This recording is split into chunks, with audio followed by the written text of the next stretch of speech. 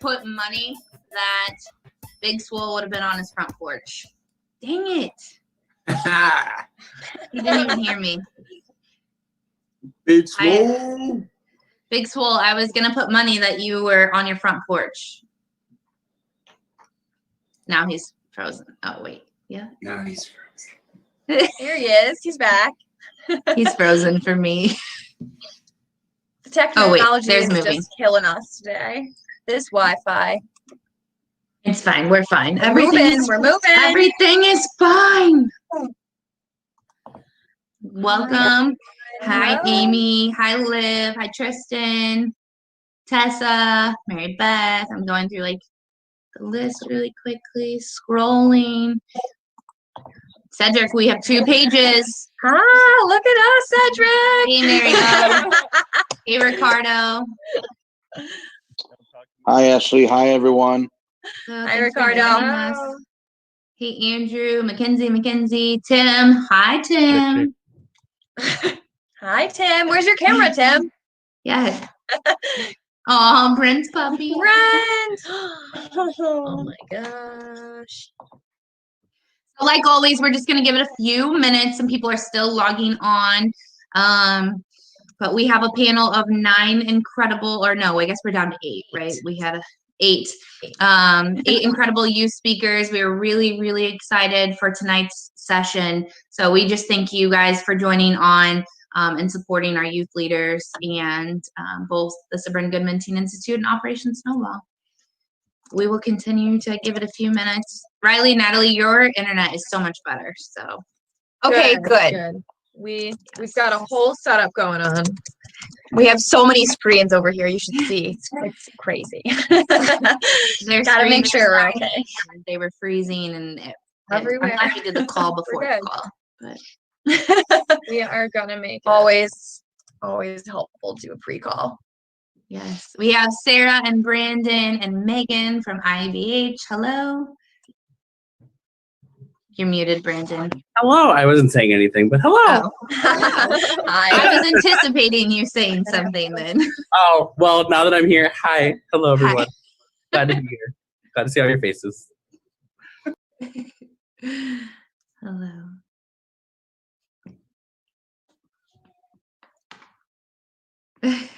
Cedric, is the audio better? Is it bad? Can you hear me? Yes. Oh, now you can. Cool. My bad. I didn't see my yellow box, so I was like, okay. My audio, not y'all audio. All good. Oh, I thought you were saying ours. I was like, oh no. No. Oh no, not again. It's so hard. This has been our night so far, so. A little bit. Thanks. Well, we're here. We're here. It's happening. It is happening. Give it like 2 more minutes. Mm-hmm.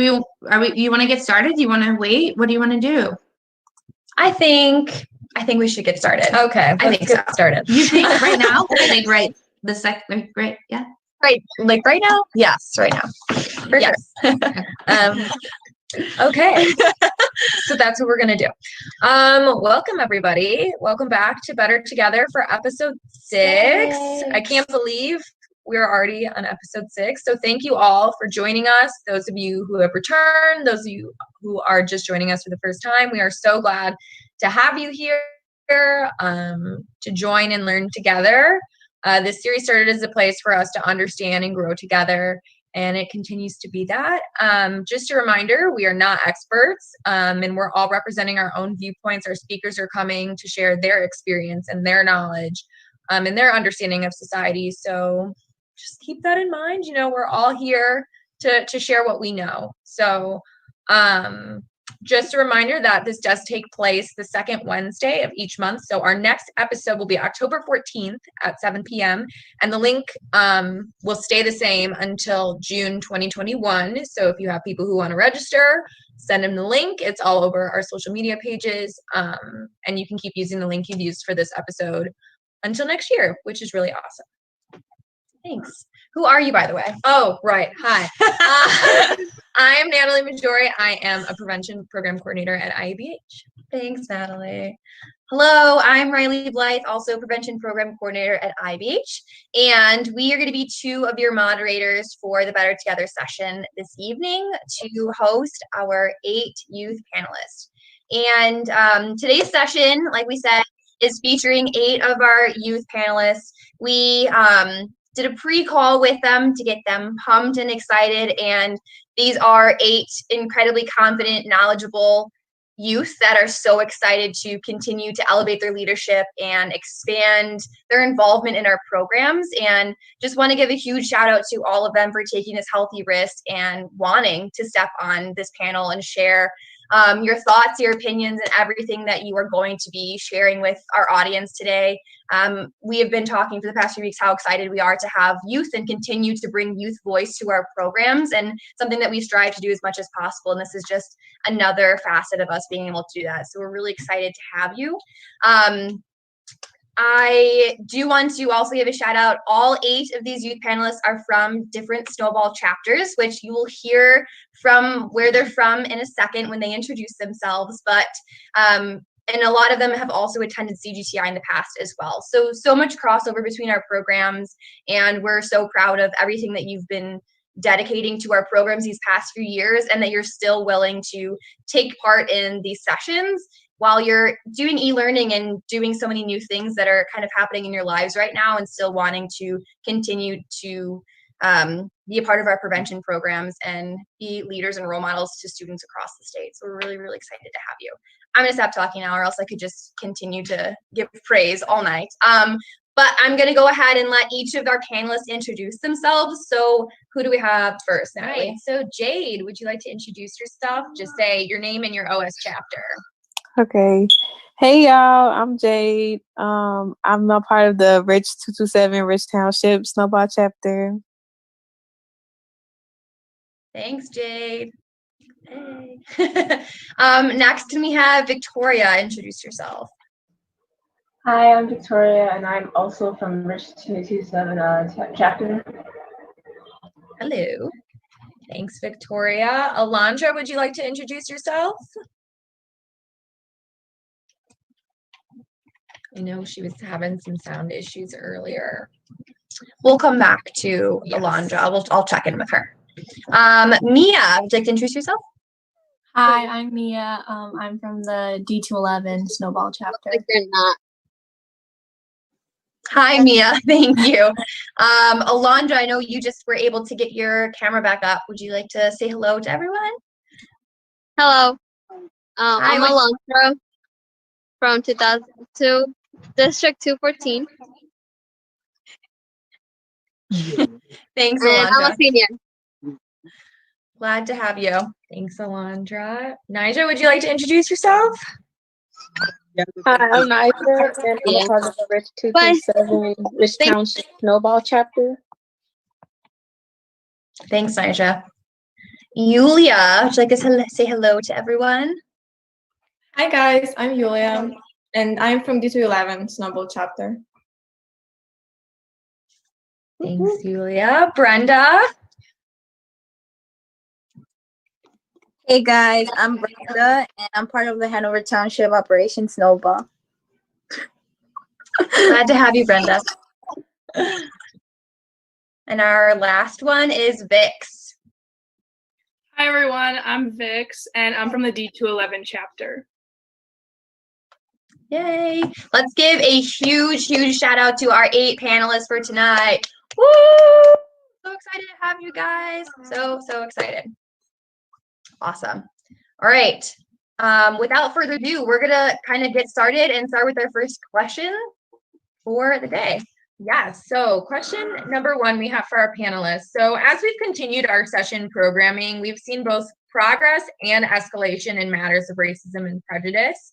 From the youth perspective, what concerns do you have from the time that George Floyd was murdered to the most current situation in Kenosha? So I'm going to let Victoria answer this one first. So for the issues that have happened from George Floyd up until now, every issue that's like been brought to light during this time has been treated like more like a trend than an actual trauma or a problem.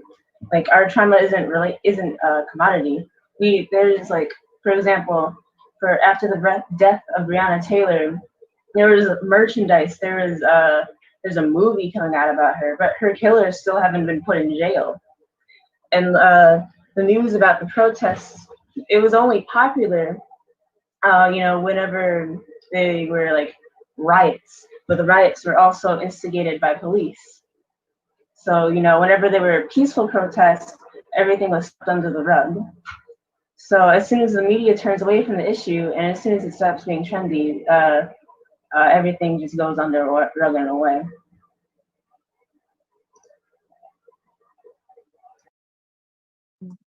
Right. I think that social media, especially for Breonna Taylor, can be really good, or it can be really bad, right? In this case, I think people are taking advantage of it. Jade, would you like to answer next?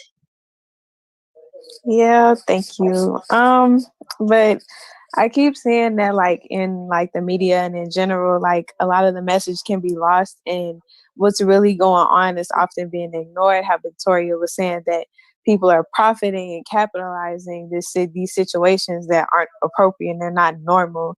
And I feel like every day that we keep seeing this police brutality, we keep seeing more and more levels of racism in our country and in our world in general. Every day, the media, people, politicians, and any other like person that's just like against it, they seem to make light of the situation. And even people that are for it, they sometimes make light of the situation, even though it should be taken seriously. And I feel like our youth especially, some of us are taking it seriously, but others aren't. And I feel like that's a big problem. And I feel like that's why we need to like get serious about it. And that's all. Yeah.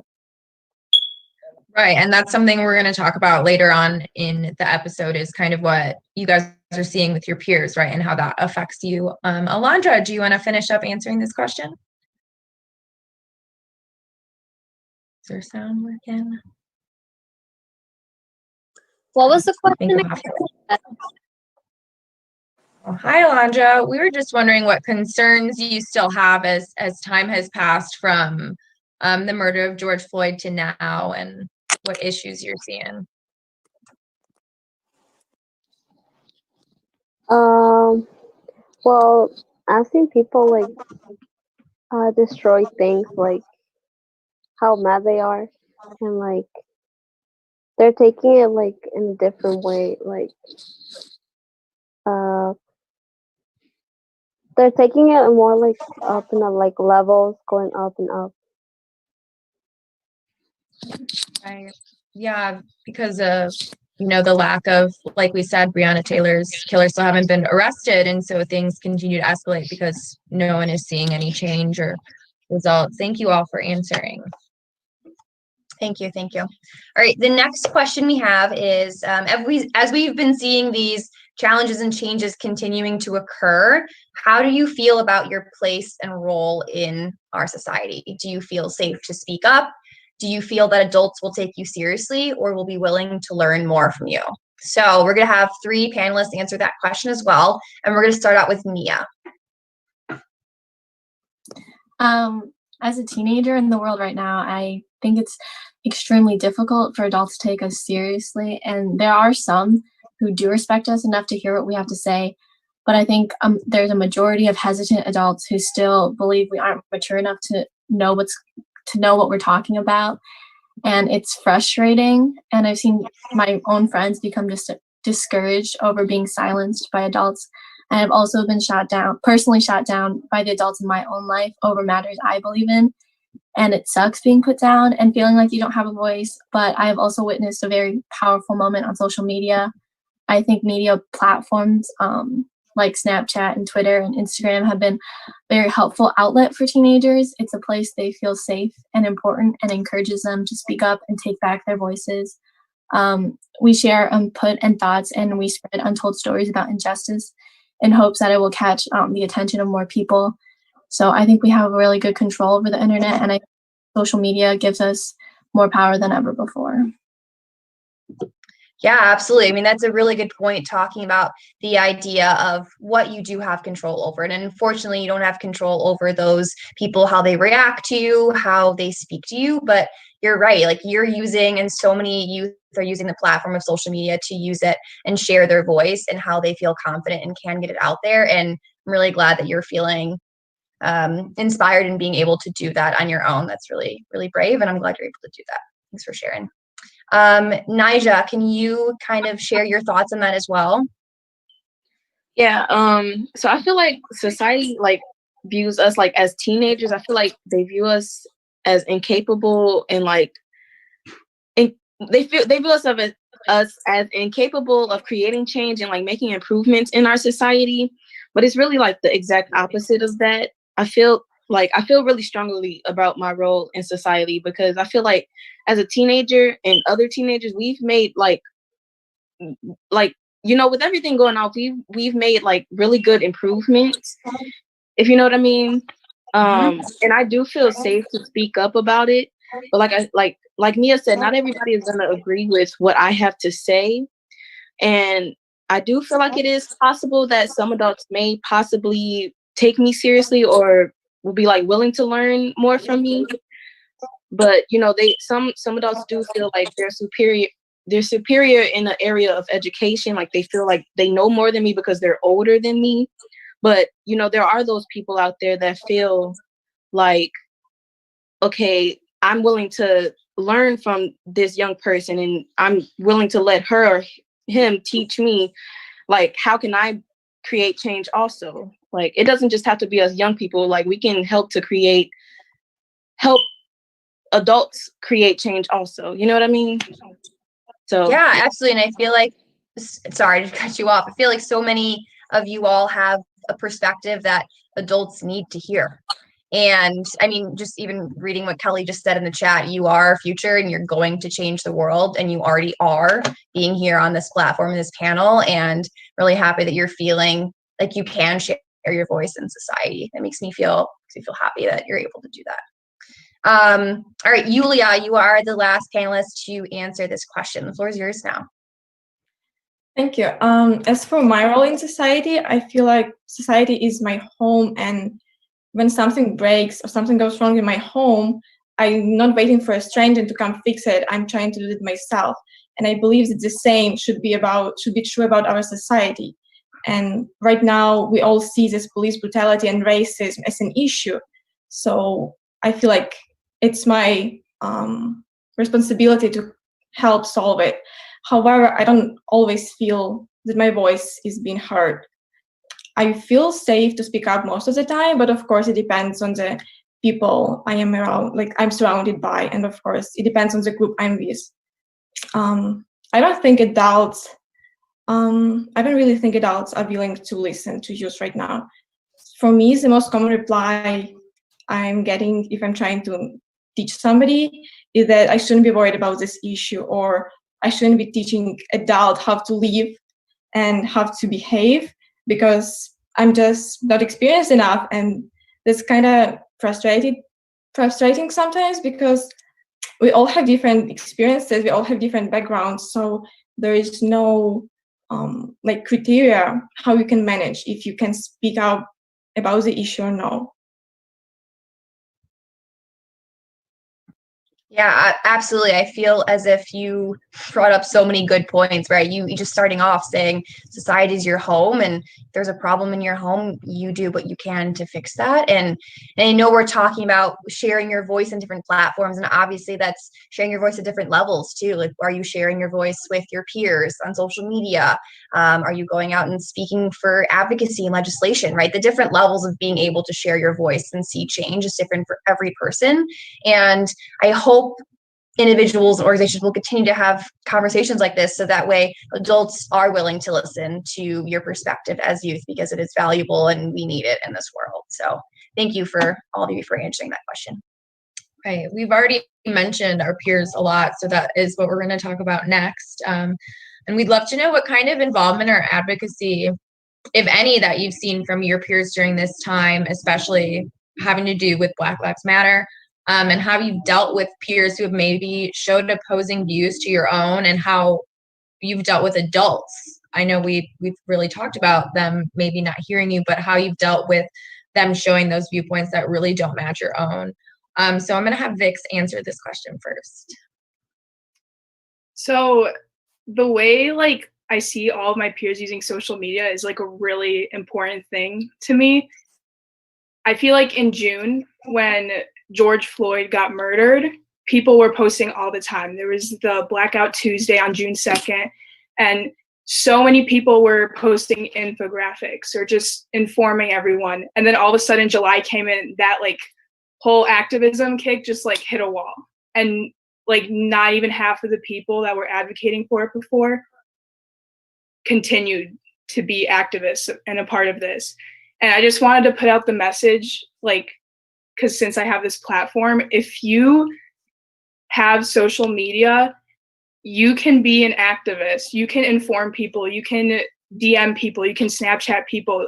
And that is not enough, because I checked at 6 o'clock today, kind of like where the standings are for certain things. George Floyd's petition is at 19.6 million signatures. I checked the Blackout Tuesday post from June 2nd, and they had 22.4 million. And mind you, most of them aren't about Black Lives Matter anymore. Now, 22.4 and 19.6 doesn't sound that big, but when you do the math, that's 2.8 million people that chose to post a black screen but didn't sign the petition, and possibly more.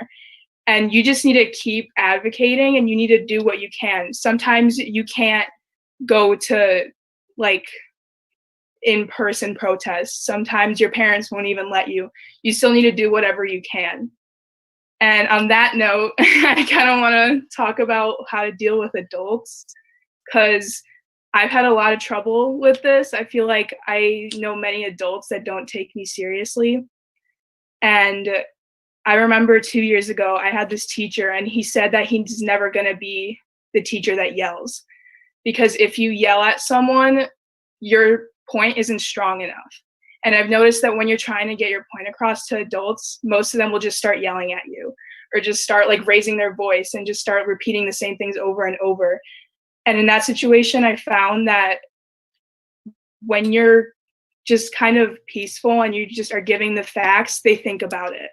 And they kind of think, why was I so mad? And like, why didn't I listen to them? And they process it more later on. And that's a lot of work like I had to do with myself to be able to kind of step back and not get aggressive. But I found that that's what has worked for me the best.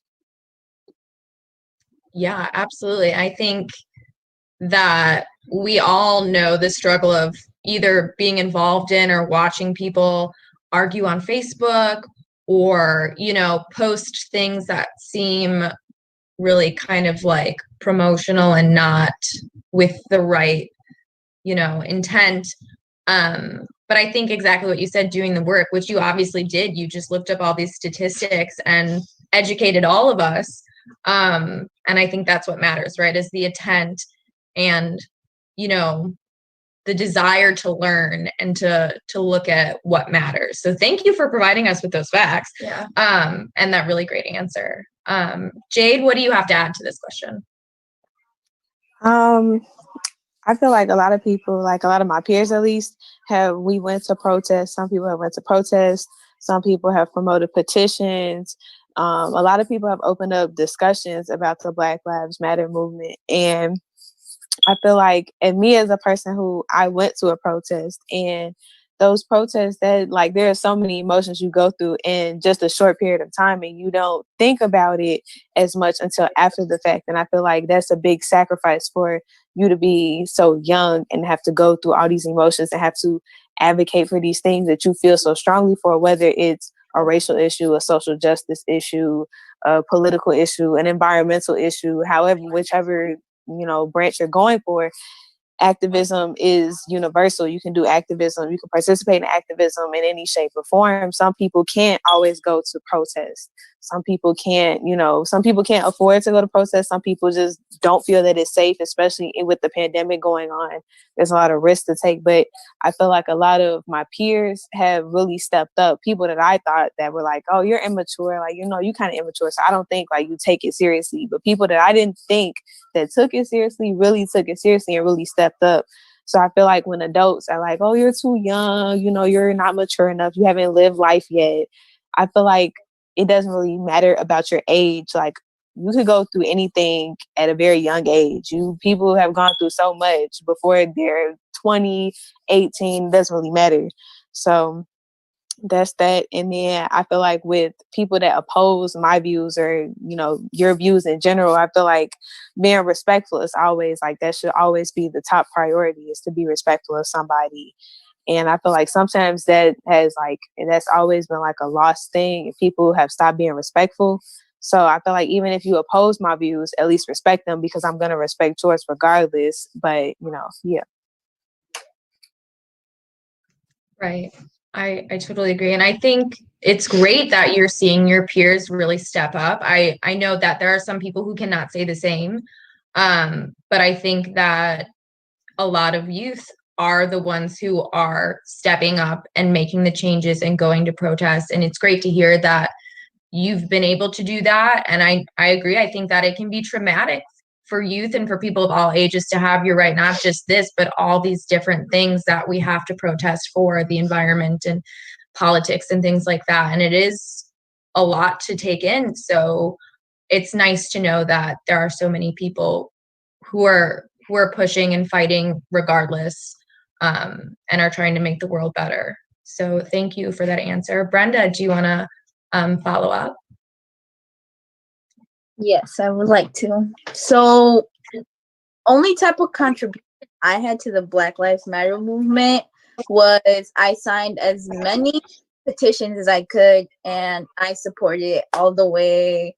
I tried using my platform to express the way I felt. And I've heard a lot of people say all lives matter, or say that the Black Lives Matter movement was just the reason for people to destroy things and start looting. And I wanted to argue with them and I wanted to get my point across, but I felt like they were so close-minded that I'm just gonna speak what I have to say, and if they don't understand, then that's their problem. But people are so tired of being oppressed, being belittled.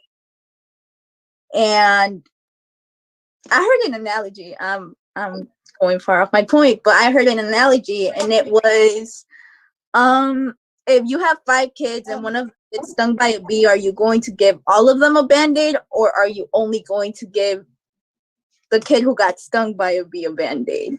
Of course, you're just going to give the kid who got stung by a bee a Band-Aid because he's hurt. It's the same with the Black Lives Matter movement. One minority is being oppressed, not all of them. Okay, and that's all. No, that was a great answer. I think you're right. It can be really hard to engage with people, especially people who going into it are closed-minded and are not going to be willing to have that conversation. And I think seeing all these analogies, I think these analogies have been really popular in people trying to get their points across, talking about, would you have the fire department come for a house that was not on fire because another house is, and all houses need water. And I think that that's how we get through to people who are closed-minded, right? Like we said, presenting the statistics, presenting examples that make sense and people can take in without that argument. Because it can be hard to not want to just like shake somebody and be like, what are you talking about? Like, why don't we agree? And I think that's the way we start doing it, right? By giving education and knowledge and examples. So thank you all for answering. The next question that we have is for 2 of our panelists. So the question they're going to be answering next is, what would you like to see happening in your community and Snowball chapter in regards to inclusion and celebrating diversity? So the first person we're going to have answer this is Yulia. Well, first of all, I think that more information should be shared. That's like the most important part. I don't feel like my community does a good job about talking about what's happening right now, and especially like Lives Matter movement. I don't feel the informational support from my school or my district. Like nothing is being shared about this, and nothing's being talked about. And I feel like this actually should be acknowledged, and the schools especially should acknowledge their they should publicly acknowledge their anti-racist position and speak up. I don't know if anybody else, but and what she's is the breaking values up. in our school or our community. And I'm sorry, can you hear me now? Yes, yes, you're doing great. It was just a little delayed. Keep going. Keep going. Okay. Sorry. And about inclusion and diversity, I actually think that my community and our district is doing a great job about this, and especially the Snowball chapter I am in. I feel the encouragement for young people to talk about their diversity and to talk about their places of their origin and to talk about their backgrounds. It's actually very important thing to talk about, because I know a lot of people who are ashamed of being considered different in the community, and it actually makes them feel very uncomfortable, and it's hard sometimes to speak up if you feel that you're being think like differently than the majority of people. Yeah, absolutely. That was, I think you shared a lot of really great content in that response. And that first key component, talking about how there are a lot of communities and a lot of maybe associations, organizations that aren't sharing or aren't speaking up on this matter. And I would absolutely have to agree with you. And that's such a huge component of why we chose and wanted to have this Better Together series, is because it needs to be talked about. And we need to have these conversations, and we need to come together to be better together. I feel like that was just a little cheesy thing, but it's true. We need to continue to talk about it and make it known, because it's not going away, and it's been here for a very long time, and it needs to change. It needed to change years and years ago.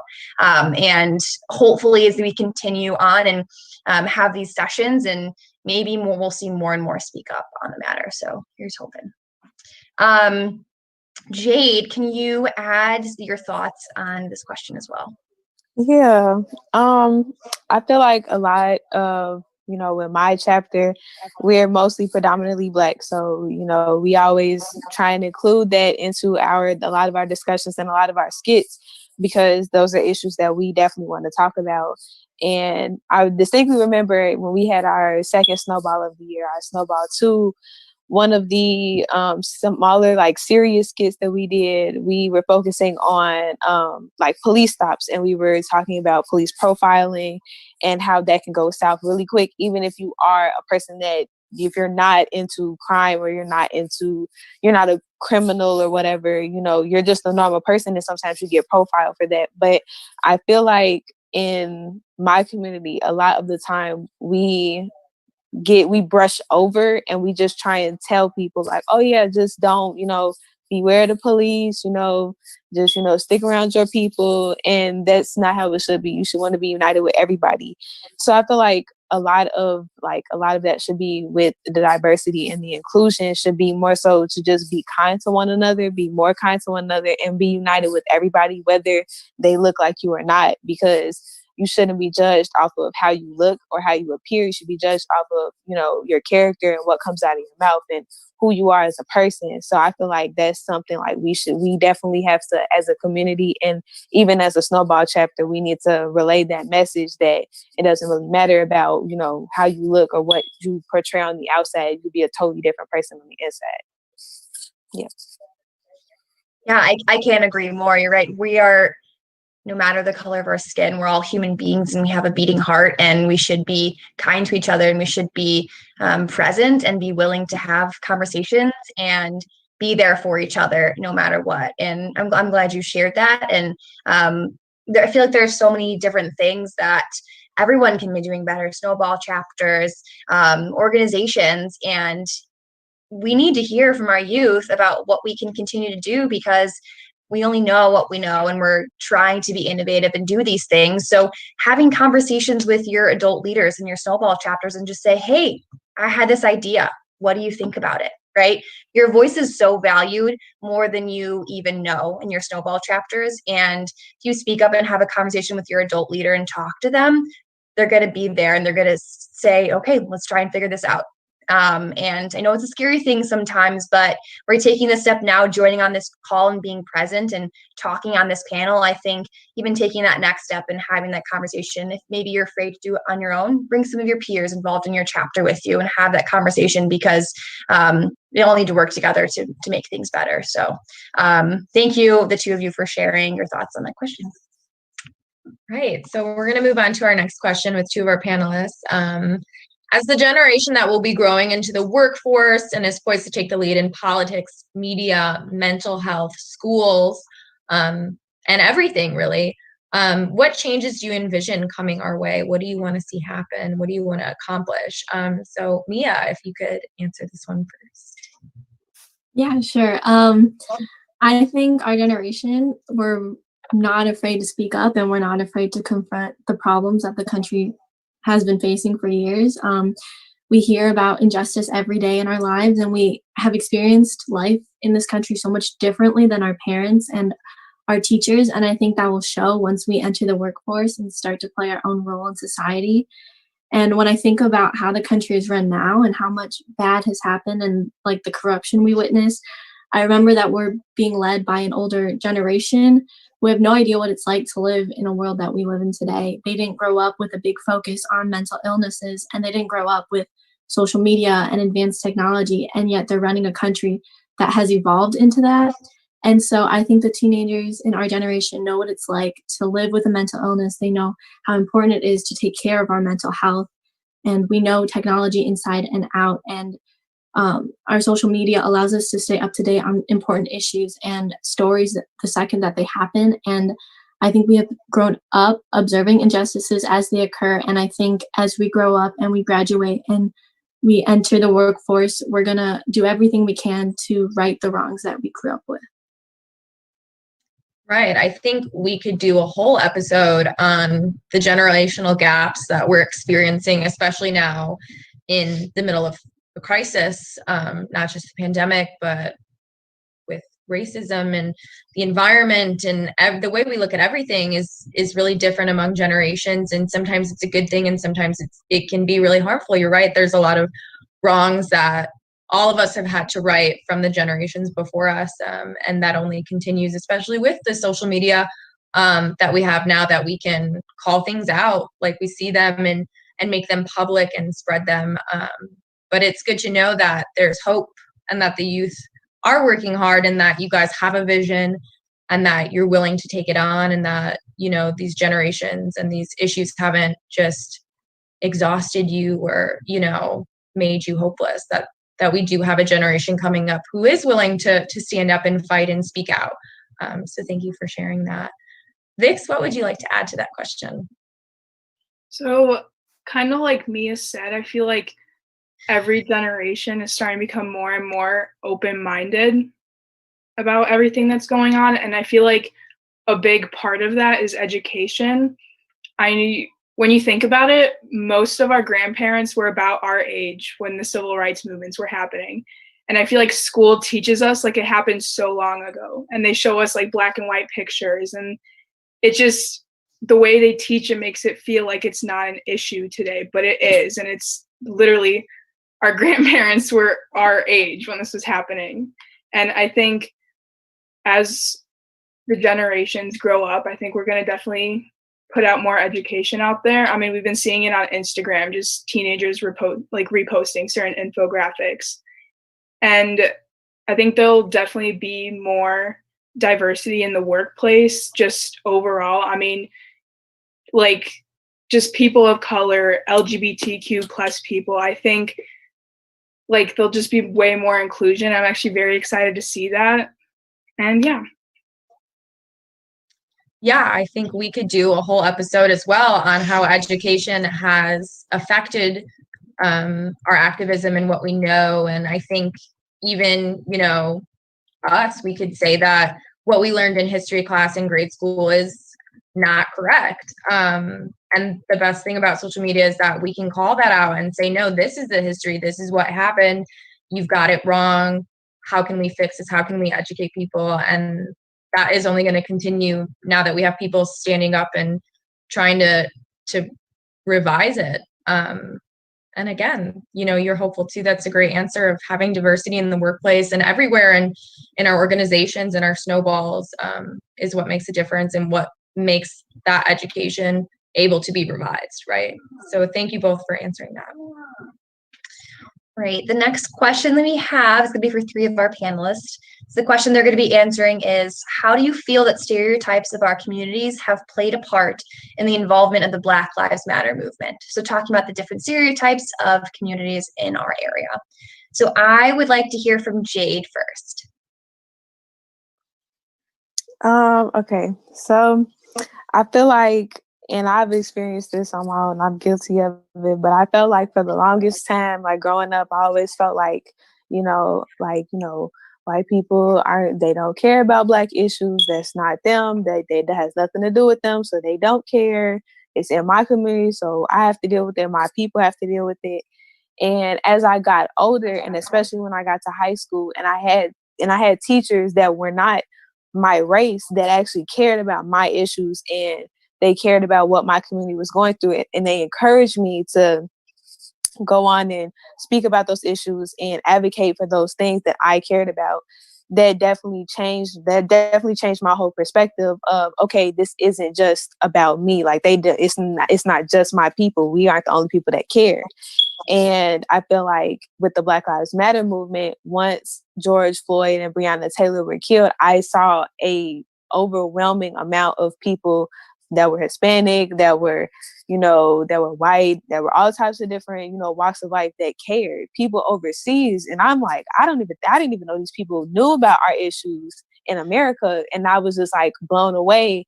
So those stereotypes definitely have changed the way people think. And I feel like with the Black Lives Matter movement, I feel like they've definitely really caused a rush of people to have to be educated and understand that everybody cares. They may not show that they care, or they may not know how to express that they care. But I feel like once the Black Lives Matter movement really took off, I feel like more and more people have definitely started to care, no matter what race they are.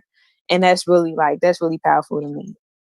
Yeah, you're right. It's absolutely powerful. And you bring up so many good points, right? Maybe they don't know how to express it and don't know what to do, don't want to do something wrong, which we've talked about in previous episodes before too. But it makes me once again hopeful to hear that so many, as I've seen as well, different races that are coming together to try and do something to change this. And this just makes me think about, how different people accept love and give love as well. And I always talk about love languages, because I feel as if how one person perceives love is different than how the next person is. So you're so right when you talk about how ways that people know how to show that they're supportive and know how to show that they care and that they want to be there, but maybe do it in a different way.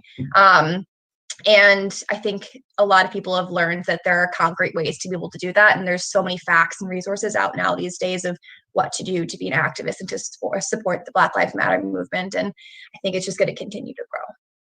Thanks for sharing, Jade. Nija, would you like to share your thoughts on this as well? Yeah, I completely agree with what Jade said. I used to think like, okay, as a minority, I used to think, okay, I'm in this alone. We're in this alone. Nobody else really cares. Only, we're fighting for us. Nobody else wants to fight for us.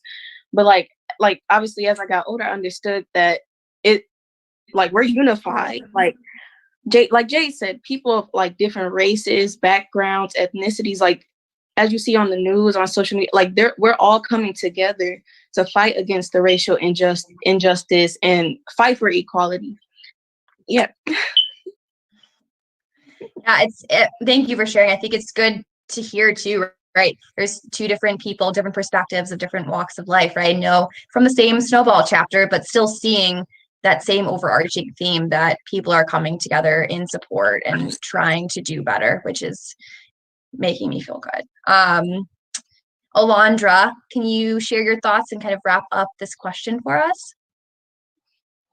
Well, it's like I agree with Jade and Nigel. Like, other people are helping, like the Black Lives Matter, and they want to show people that they're not alone. Like, there's a lot of people with them. Yeah, absolutely. And I'll just jump in and say personally, I feel as if a lot of that want and wanting to step up and do things is coming from hearing from youth and seeing you do the work, because you're all doing the work, and it's empowering so many other people to step up and get outside their comfort zone and speak up as well. And I feel like you all don't get enough credit for what you've been doing and how you continue to show your advocacy and support what's going on in the world. And a lot of that charge and electricity for other people is coming from you and what you've been doing. So I will publicly say thank you and just give you all kudos for everything you've been doing. Right. So we're about to get to our last question. And before that, I just want to say that if you do have questions for our panelists, please feel free to drop them in the comments. But this question, our panelists all chose together to answer. So everyone's going to answer it. And that question is, how has the pandemic changed your view about how our society works? So I'm going to have Yulia answer first. This pandemic made me realize that even though there are so many things that we can control, there's still stuff that is out of our control zone, and that's okay. I realize that that's okay to know that I cannot change some stuff, and some stuff is just happening out of my control. And it also made me realize that the goal, like the overall goal of our society, is to make it safe and comfortable for everyone, not for just one individual. And that whatever is happening to me, it's happening also to other people. So whatever struggle I'm going through, it's not just my struggle, but somebody else is feeling it the same way, or maybe in a different way, but still is being hurt by something. So whatever's happening, I'm not alone in this. Right. I think that one of the best parts of this series is that we're all able to come here and realize that we do have that support, and that it isn't about just any one of us, but it's about all of us together being able to function in a society and be safe and healthy, because being safe and healthy is what allows people to thrive and to succeed. Without those two things, you can't. So thank you for your answer. Victoria, would you like to answer next? Mm-hmm. The pandemic changed my view of society by making me realize just how broken up our society is.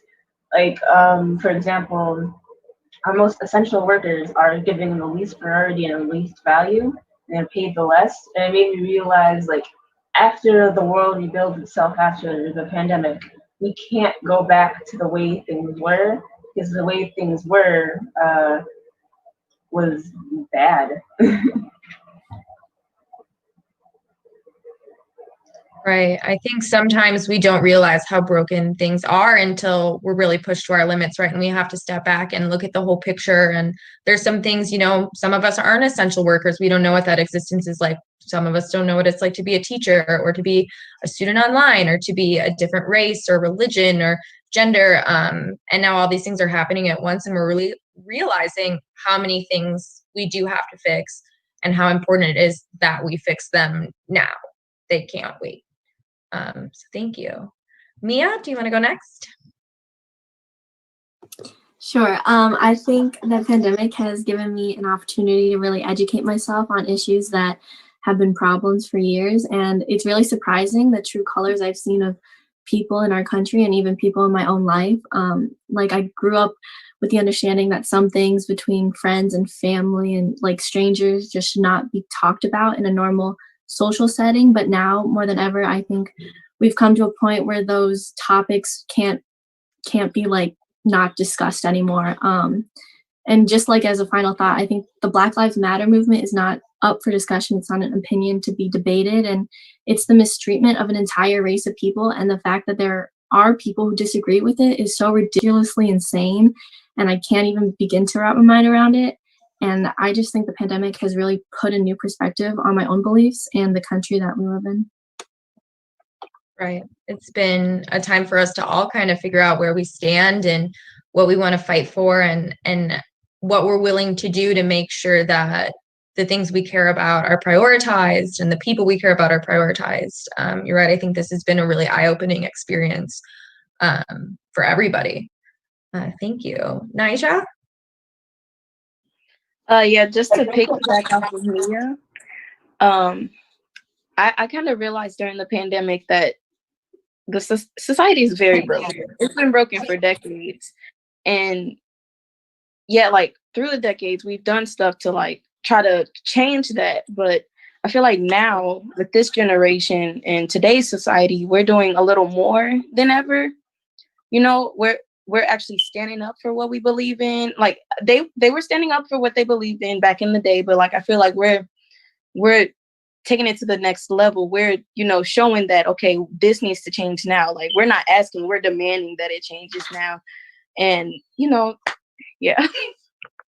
No, you're totally right. I think that education, right, that we talked about not having is one of those reasons we didn't realize how society was so broken, and we're learning all these things, and now we have to take what everyone did beforehand and really build on it because it hasn't been fixed. You know, what they did, it made changes, but it didn't make enough. We need to keep working and fighting. So thank you for your answer. Brenda? So I actually agree with Naija, how broken our society is, and now I'm seeing people's true colors, how some people don't speak up, and how some people, like, you would have never thought would feel that way, actually feel that way. And yeah. Yeah, right. Like we said, it's a learning experience, and sometimes that learning experience can be positive and it can be negative, right? We're seeing these people stand up and fight, and we're also seeing people whose opinions don't match our own, and it's a struggle to come to terms with maybe having peers and family and role models and, you know, celebrities and all these people kind of come out and support things or not support things that are not matching what we believe is right or fair or moral. I think it seems like the consensus really is how much work we have to do and how severe this is, but that's why we're all here, right? Alondra, would you like to answer next? Well, I agree with everybody, like how the pandemic has made us realize how broken our society is. Definitely, right. I would agree as well. I was just going to say, I know we only have a few minutes left and we have 2 more to share. There is a question in the chat. So if our panelists would like to go to that chat and answer in the chat function, that would be wonderful while we're hearing our last 2 share their thoughts on this question. Thank you. Jade, do you want to answer the question next? Yeah. Hold on 1 second.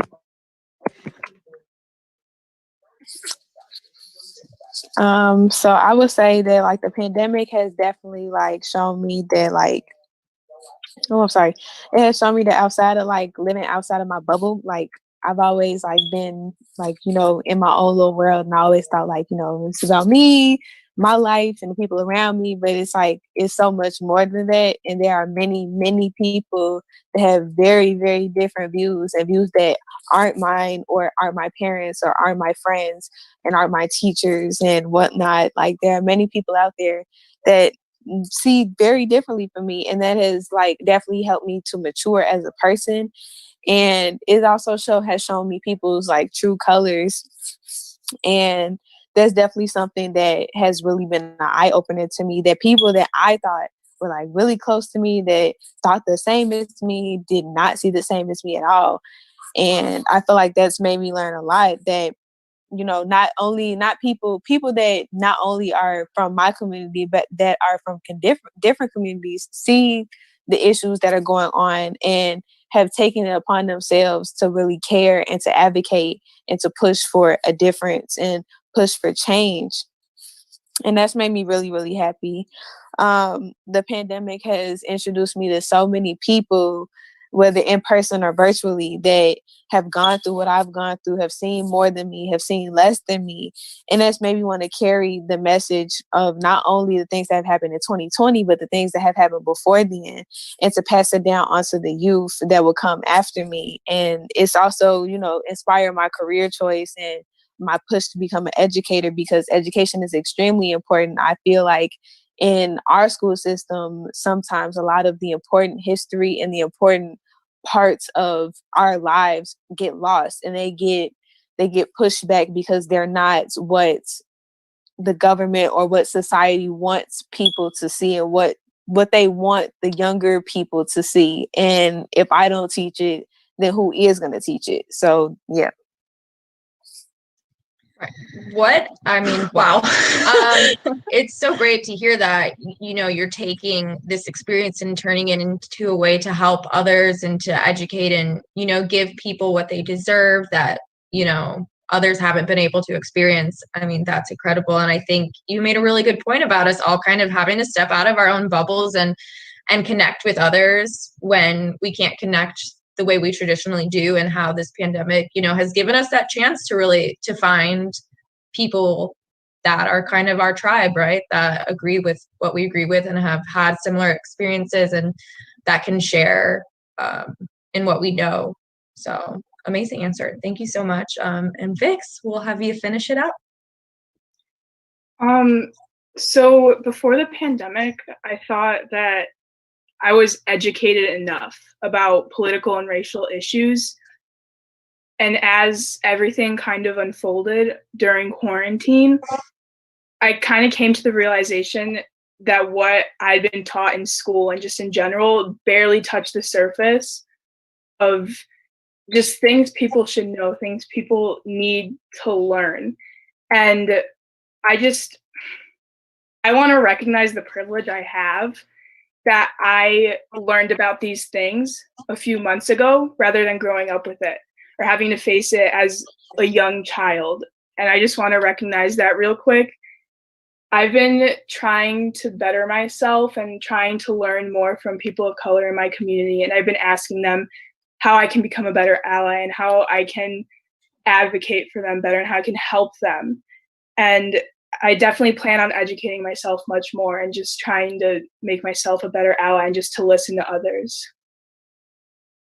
Absolutely. Right. I think a lot of us had not had to really step out of what we learned in school or what we've learned, you know, from our peers until now. And I think that it's been a huge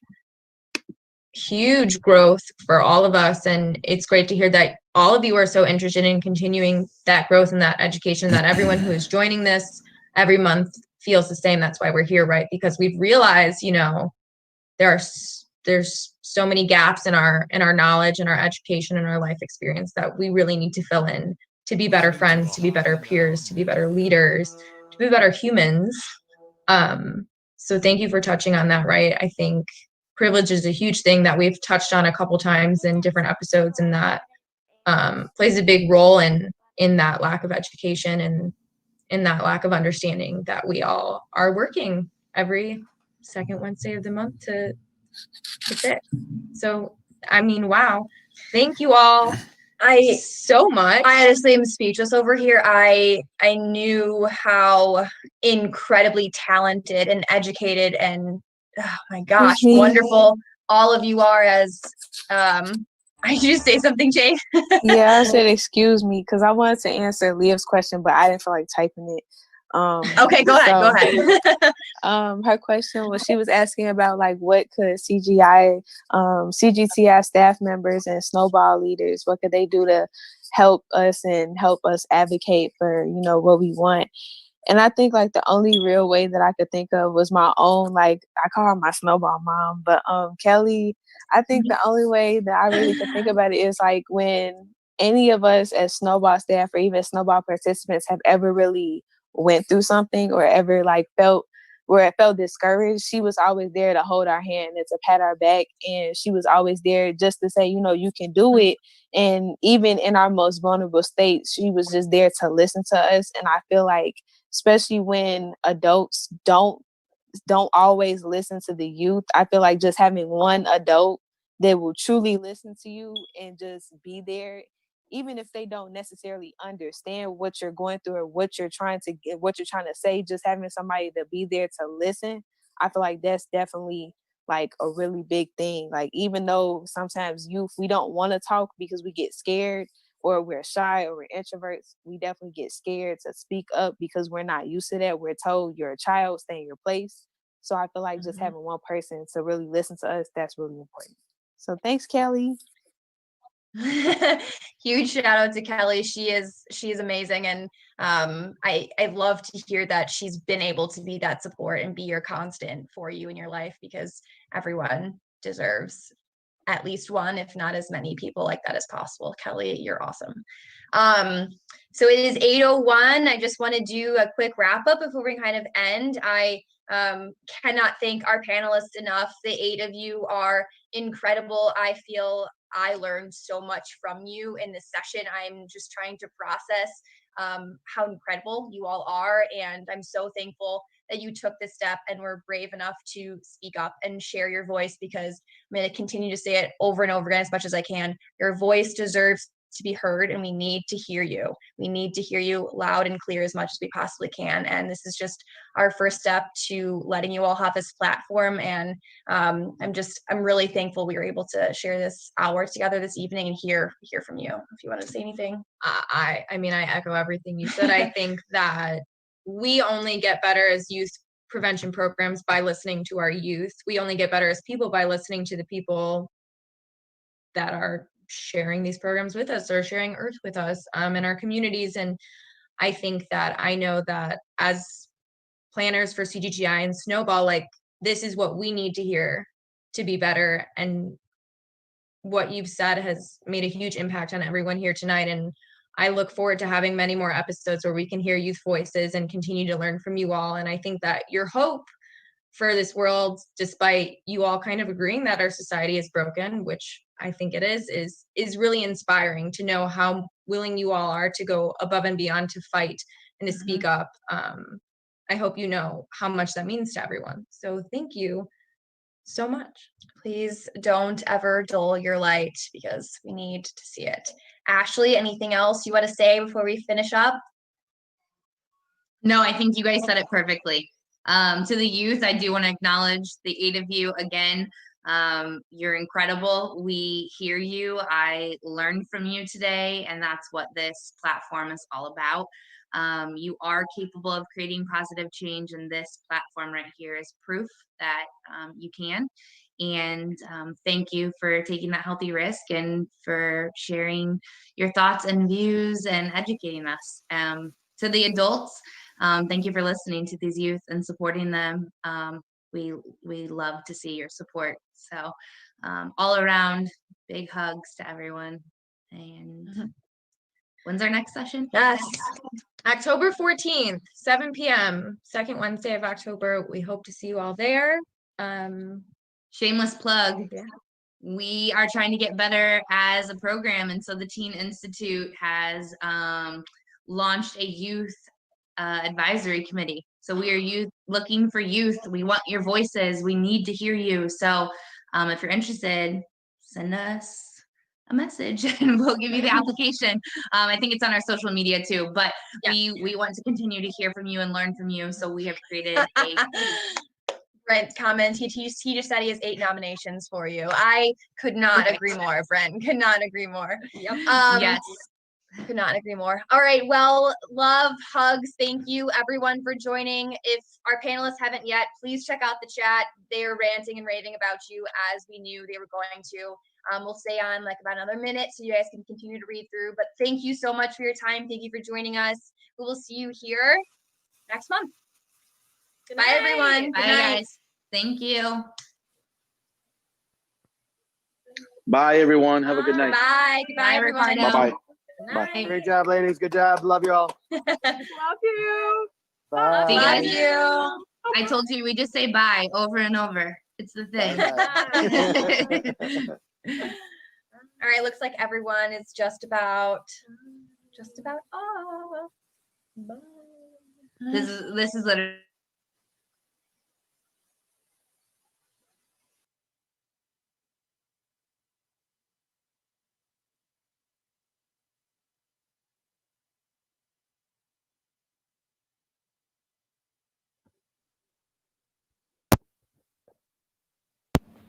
Check, baby, check. Can you hear me? You mean? Yes. There we are. Hello there. Oh no, the stream went down. What's happening? Let me refresh. Is it still up for you? Me? The stream. Oh, yep. It was just down on my computer. Hello there. Hi. Sorry about that intro, y'all. We were navigating some independency. I usually have a Orlando Strong background. I'm on a new computer because you guys have seen the quality and everything else happening in the past. But yeah, don't mind the brick wall. I thought it was very interesting that Streamlabs shows the brick wall. We will not be talking to brick walls. I'm gonna stand in front of it. You're gonna talk to me. But anyways, if you haven't noticed, this is one of my strongest allies, Cheyenne. A little bit about Cheyenne before she gets into her story. Let's open the book, not judge it by its cover, and talk. So the program that you just watched is called the Cebrin Goodman Teen Institute. And long story short, before we get into the long story long, this young lady brought me to that camp in Illinois where she is from. And I am floored by what you guys had the opportunity to just see. We really haven't addressed CGTI.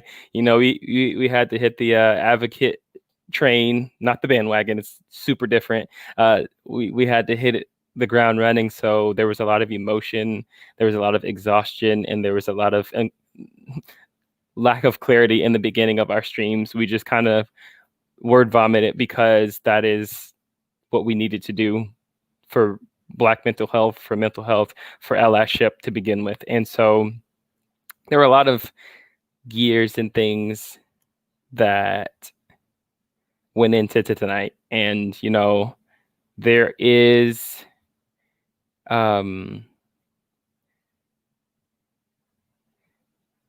there's advertising, and then there's just letting things happen. And I am such an organic, let things happen the way they're supposed to. Definitely wanted to be excited for you guys to hear from the youth from that camp. I've been a part of it for 2 years. Cheyenne is going to tell you how long she's been a part of it. I don't want to take away from her story. Want to give her the opportunity to fully elaborate on that and paint together with her in this beautiful picture that we've been able to share. But just picture 500 kids. That's just a loose number. That is what I feel like I experience when I go to camp. And all of these kids are growing right before your eyes. And so you got to see 8 of those children like we've never seen them before. There's really no way to hype that up, no way to properly show their faces or expect you to understand their story or anything. So I just thought, why not just put them on the screen? Absolutely amplify their voices and let them do the talking for us. Not so much let them sell themselves, but just show you guys that they have a voice, they deserve to be heard, and put you in a position to hear them, if anything, so that you give other youth an opportunity to be heard. And so I'm going to let Cheyenne talk, but we're going to definitely tie in CGTI into these conversations because it has been a large part of Better Together, it transcending the Institute into Orlando Strong and the possibility of the future of Better Together, Orlando Strong, and CGTI. So, all tears. Sorry, let me see if I can put this comment up. I know I've been trying to do things. Let me see. Here we go. Comments. Show. Oh, that boy getting it. Tears. That's an image my imagination will reflect on of hope. Absolutely amazing. Thank you for the work you're doing with them, Cheyenne. Absolutely. This for me was like the 9 months. I've never been a woman. I never will be. I've never had ovaries. I've never had a uterus. I came from one. It's close as it's ever gonna get. But did I mute you or did you mute yourself? You okay? Cool. that, just so you saw, the two women of color on that screen were my children.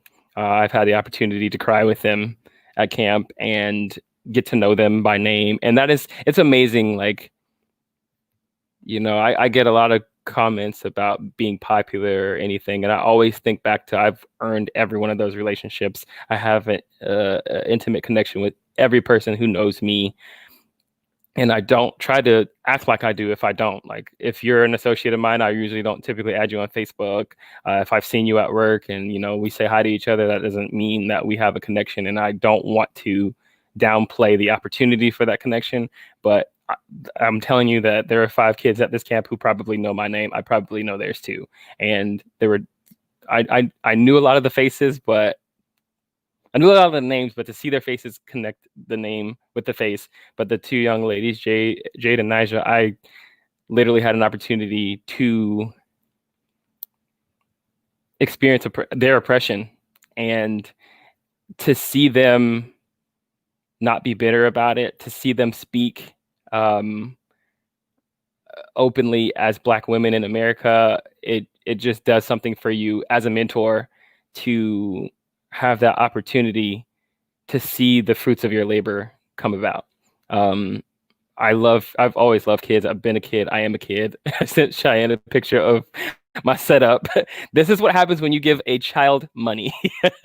All of this happening. Y'all don't get to see. I don't know what's happening back here. I have a new computer. Thank God. It was free. Look at blessings. Look at God. This is like no choppy frames. It's up on the big screen. It's looking lovely. Like, I actually make as much as what's happening right here. I still work at Universal and no other jobs right now. So y'all know how much we get paid, and y'all know what's going on in Orlando. So snaps to that, but just absolutely floored by the voices. I didn't really Victoria. I remember her face. Never had a conversation with her about Black Lives Mattering or having to get to that point. You know, being able to be on both sides of those tracks. Like, you know that all lives matter, and you didn't have to stress it to every single person. Like, this is what I'm telling. I said it before in a conversation.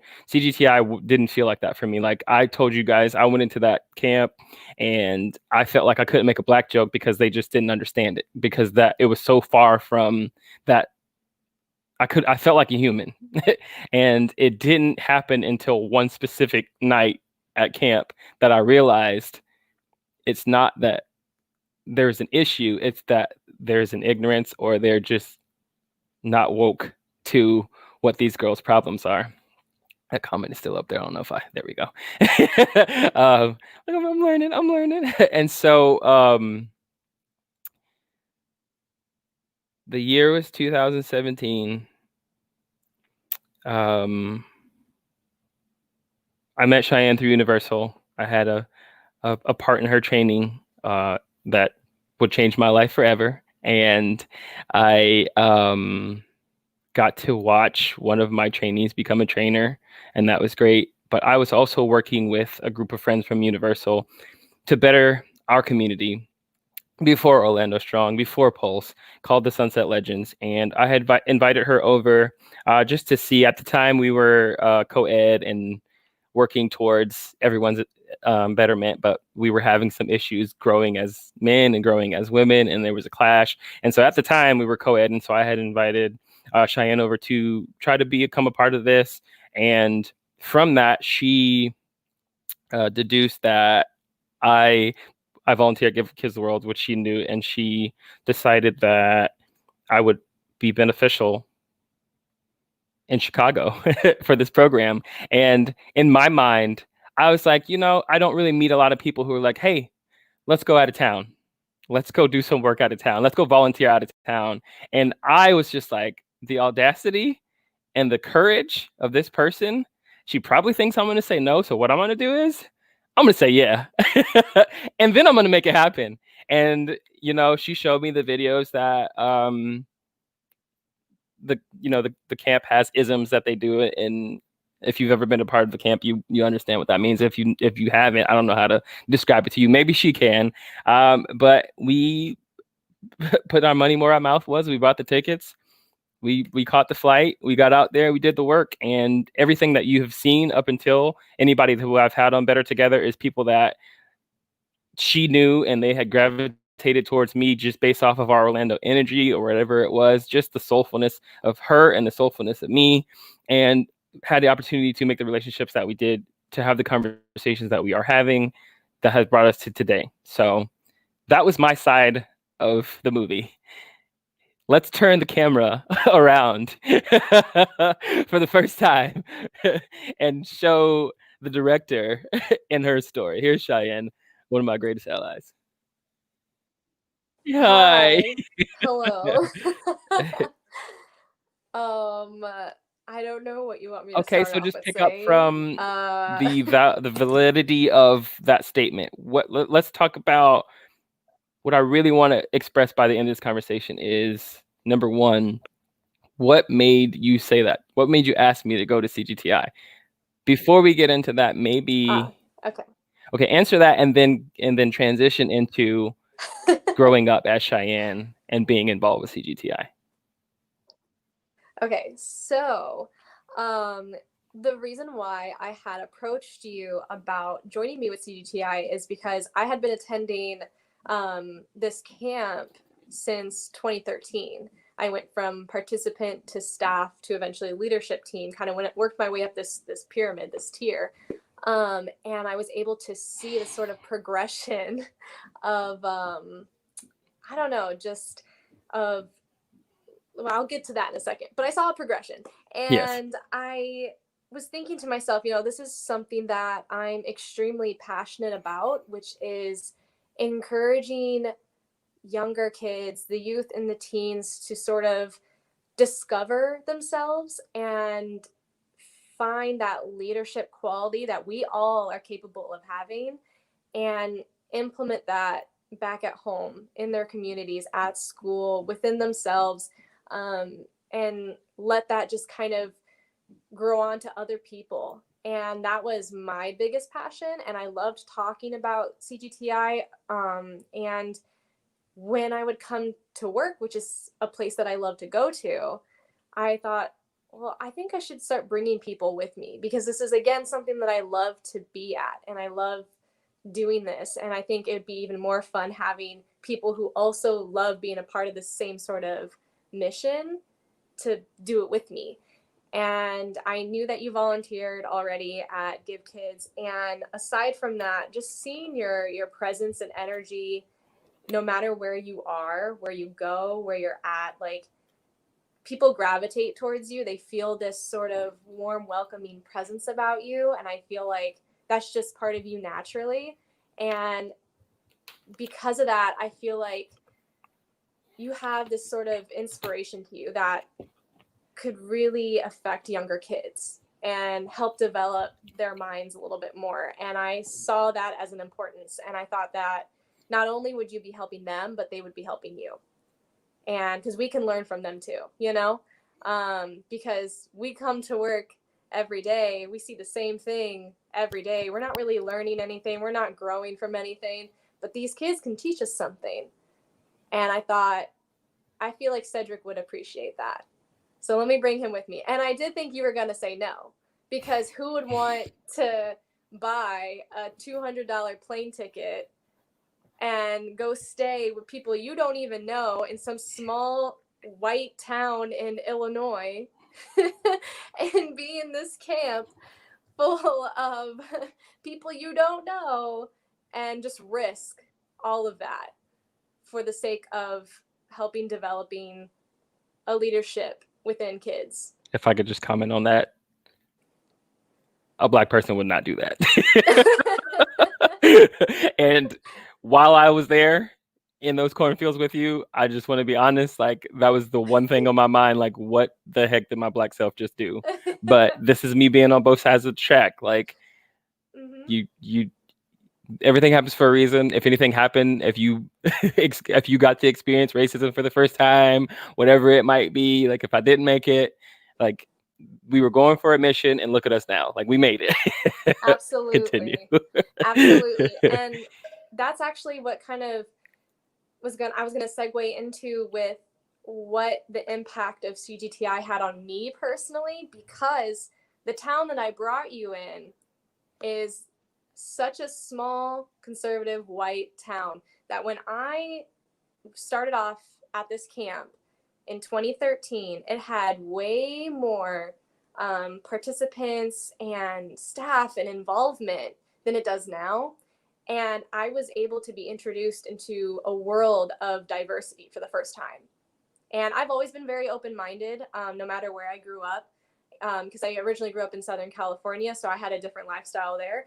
But to be taken out of that world for just like a week and be introduced to all these different walks of life and personalities and everything and different colors and backgrounds, it was such a new perspective for me that I wanted that to be for other people. And there wasn't a big group that went with me from my school at the time, and it has over time also gotten smaller. But yeah, I was also nervous about bringing you with me because of how I know what that town is like and what the people in that town are like. But I just knew that if we can get through that and get to the camp, you'd be safe and nothing bad would happen. But I was nervous. Absolutely. I could look back and see all of that now. And it's the town from what is that movie? Remember the Titans? It's everything you think of, like those mom and pop shops made of brick, and there's no franchises. What was that place we had ski at? Oh, we The ate there fact that both you remember times. that it's called ski blows Yeah, my that's all I mind. remember from there. But I'm like, we don't have that here. These are the things that I remember. But it was just like walking in there and you're just waiting on people to be like, we don't serve your kind here. And they didn't say anything. So I was just like, well, I'll have a burger. But I didn't mean to cut you off, please. Did you? Okay, cool. Yeah, so we're there. We finally made it. Everything that you envision kicking off the way that it did, as long as we made it there safely, we did, and the rest is history. But like, talk to me about you mentioned there were a lot of people there in 2013. Very large, inclusive family of different schools being there.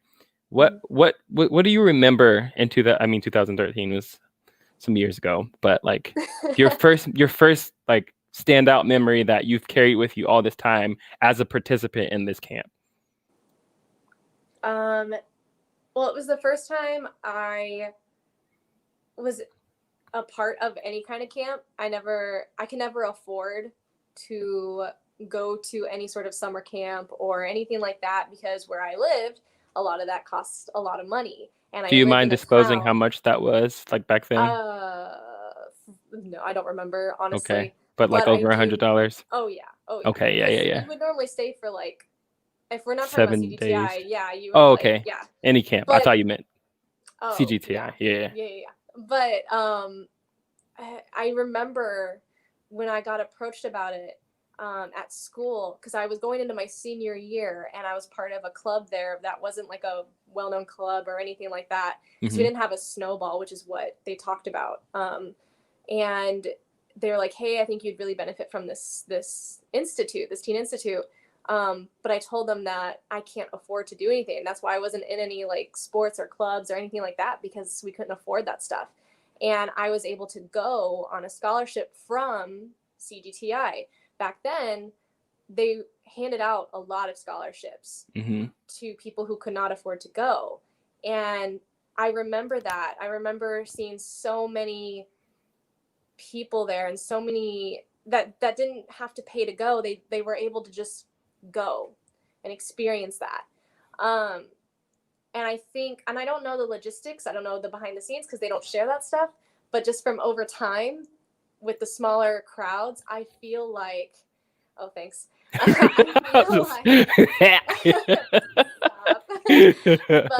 I make sure feel to take it down. over time, the scholarships sort of stopped being handed out as much. I don't know if it was lack of money or anything like that. Again, I don't know the behind the scenes. Right. But because of that, I feel like a lot of the people that came from certain communities that couldn't afford to go used to rely on going. And because year after year after year, they weren't offered those scholarships, they didn't go anymore. And so now they lost interest. But I remember specifically when I was there, it was just the first word that comes up into my head is diversity. It was the first time I was able to see Beautiful. such a huge group of people of all walks of life just accepting who you are without even knowing who you are. Absolutely. Can I ask Never you, 2013 to what year did you leave? Like, what year did you stop going as a youth participant? Okay, so I went my first year to 2013 as a participant, and then they have a rule, obviously, when you hit the age of 18, you can no longer become a participant, so you apply for youth staff or staff. At the time, youth staff wasn't a thing, so I just applied for staff in 2014, and I went every year except for 2015 because I moved down here doing the Disney internship, and I didn't think they would let me leave for like a week, so I only missed 1 year, and every year I would fly out just to volunteer because you don't get paid for this. You just love what you do. You do it for free. Yeah. And so 2013, you were a participant. You missed 14 or 15, Mm-hmm.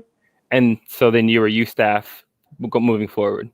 I was staff 2014, and then what year are we in? 2020? Okay, Yeah. so I'm not trying to like make you feel old by adding all these years together, so I'm trying to like subtly like put 13 was far away, but like not that far away, right? Right. 2016, I was Unintended. staff, and then finally 2017, I think I applied for leadership team. Okay. Which is again the top of the Mhm. this pyramid tier, and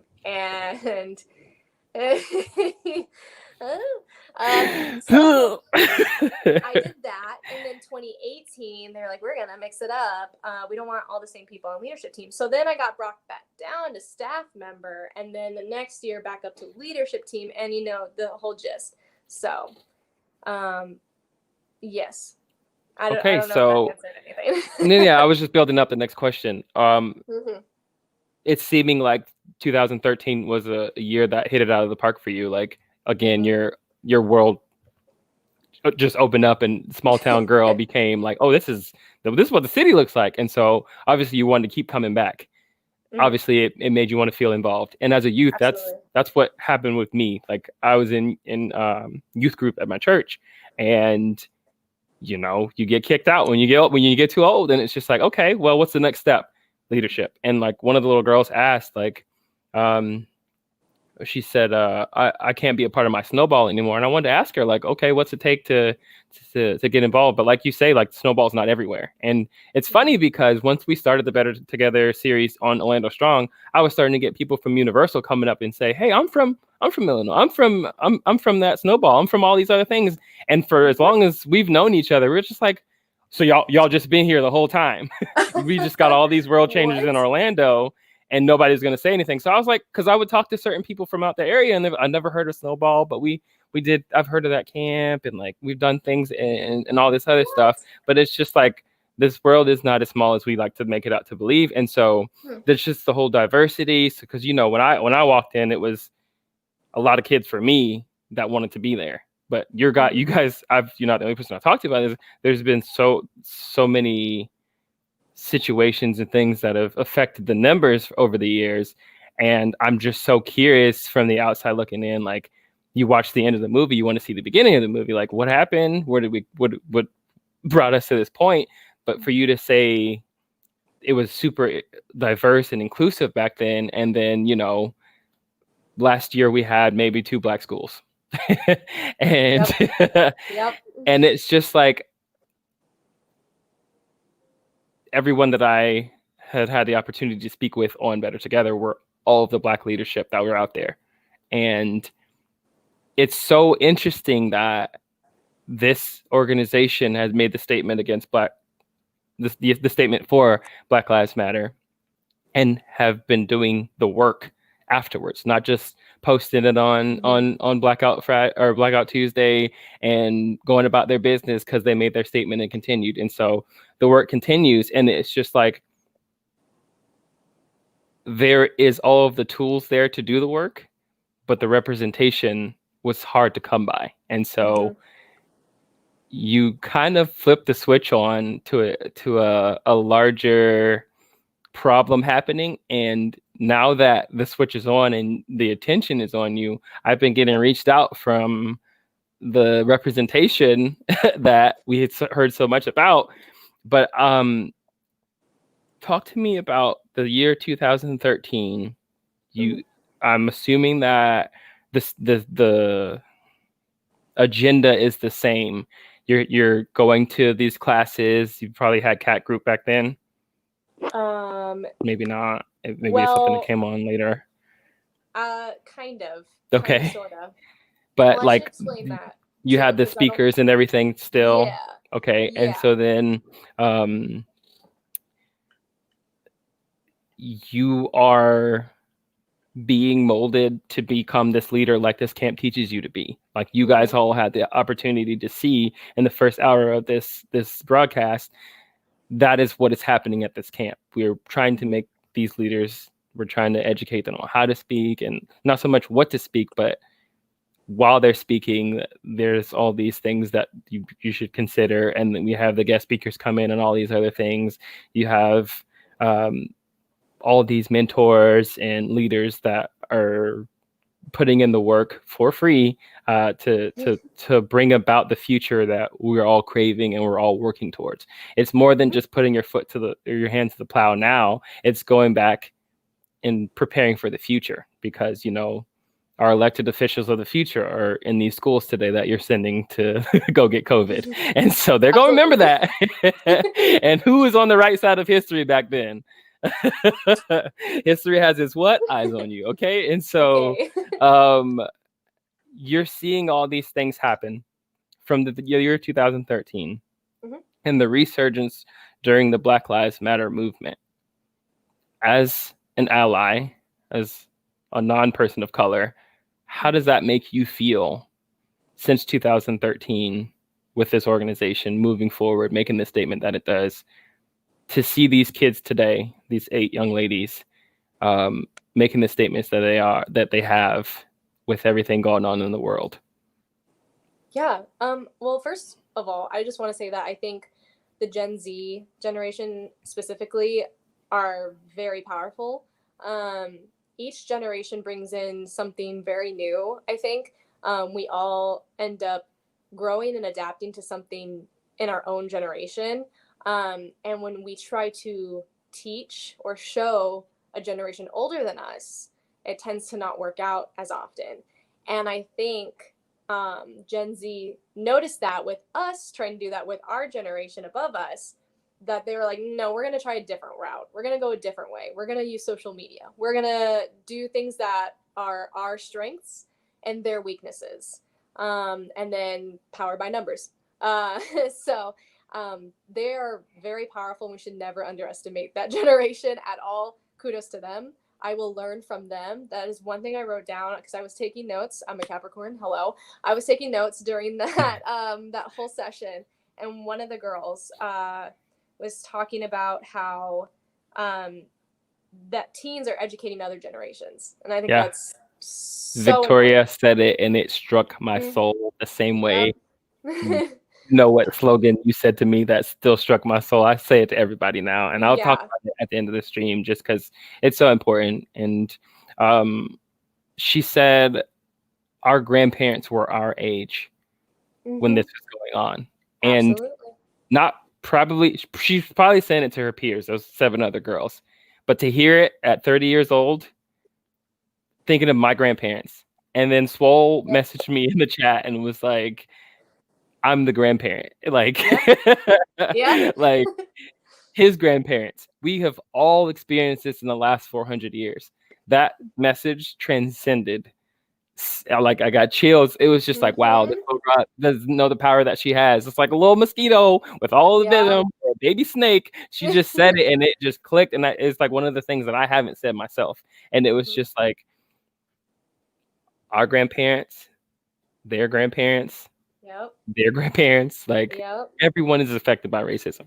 And as a white ally, for her to say that at her age, I was just like, you just want to be like 3-shot it, like let's leave the future to her because she gets it. Like, Yeah. and this is everything she said at the end of that conversation. And that's what I was listening for. Like, I love Jade and I love Nija, but I was just like, the young Yulia, her accent, I was just like, you don't even sound like you're from America, but you're here fighting for my Black life. But they said that like everywhere from the other country, this is her home, right? And if I have a problem in my house where I live now, not where I used to live, I was just like, yo, how old are they? Like, it don't even matter. But she was just like, I'm asking my friends how to educate myself and all these other things. And I was just like, see, now if the youth get it, then I know these old behind people get it. And I'm not going to keep repeating myself. Like, it's 1 + 1 = 2 and not this new math stuff. Like, right. we're going to save our energy. And if you don't want to get it, it's okay. It's okay to be racist, y'all. It's okay to be racist at this point. This country is racist and you don't want to believe that. But it's okay. I don't care that you're racist. I care that the cops are killing Black people and getting away with it. That's why we're here. That part. We're going to have to work on racism at a different time. But Black people have to stop dying. Black people have to stop being murdered. Sorry. Murdered. PSA. We're not arguing with your parents anymore. It was fun for May and June. They get it. They do. I understand that you're upset that they're racist. Newsflash. They've been racist for a while. And probably your grandparents too. It's fine. However, when it comes to fighting for our freedoms and voting, electing officials that have the power to kill and not kill us, whether by their hand or not, this is what we're saying. I'm not arguing on racism. I'm saying that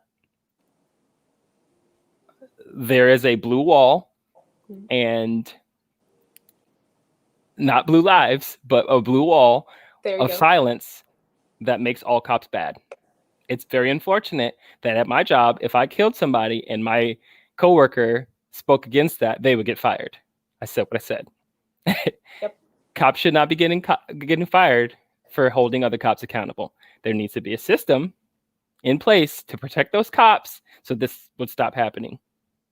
So much so that there also needs to be a myriad of other things where cops shouldn't be responding to things. That is what the issue is, just in case you guys got off track somewhere. Racism is bad, but it's not going to go anywhere. If you're racist, you're racist. Stop talking to me. But anyways, back to CGTI and these kids. They said so much, and I didn't have the energy anymore. But to hear them speak, just like I don't have kids, but I teach kids. It doesn't take me needing to have a baby mama to understand a kid and birth and all these other things. I understand kids. I was a kid. There's experience there. There was at least 17 years. We all, from that age, have that experience together. I taught kids from the age of 16. 17, I became a leader to teach my peers and kids under me, and I've been a teacher ever since, up until about a couple weeks ago. But neither here nor there. But to have brought up a child from a young age, I've only been a part of CGTI for 2 years, but from very early in CGTI, I've taken kids under my wing there, and to speak into their situations and to understand their culture like other people might not be able to, and then to see them on a platform like tonight being presented that platform by not a person of color, which is the tokenism and the inclusion that we are fighting for, to be on your platforms and be able to speak with you about us and be listened to, which is what Jade was saying tonight, is what needs to happen more. And we need to amplify the voices of the youth. We need to amplify the voices of Black people. We need to amplify the voices of Black youth.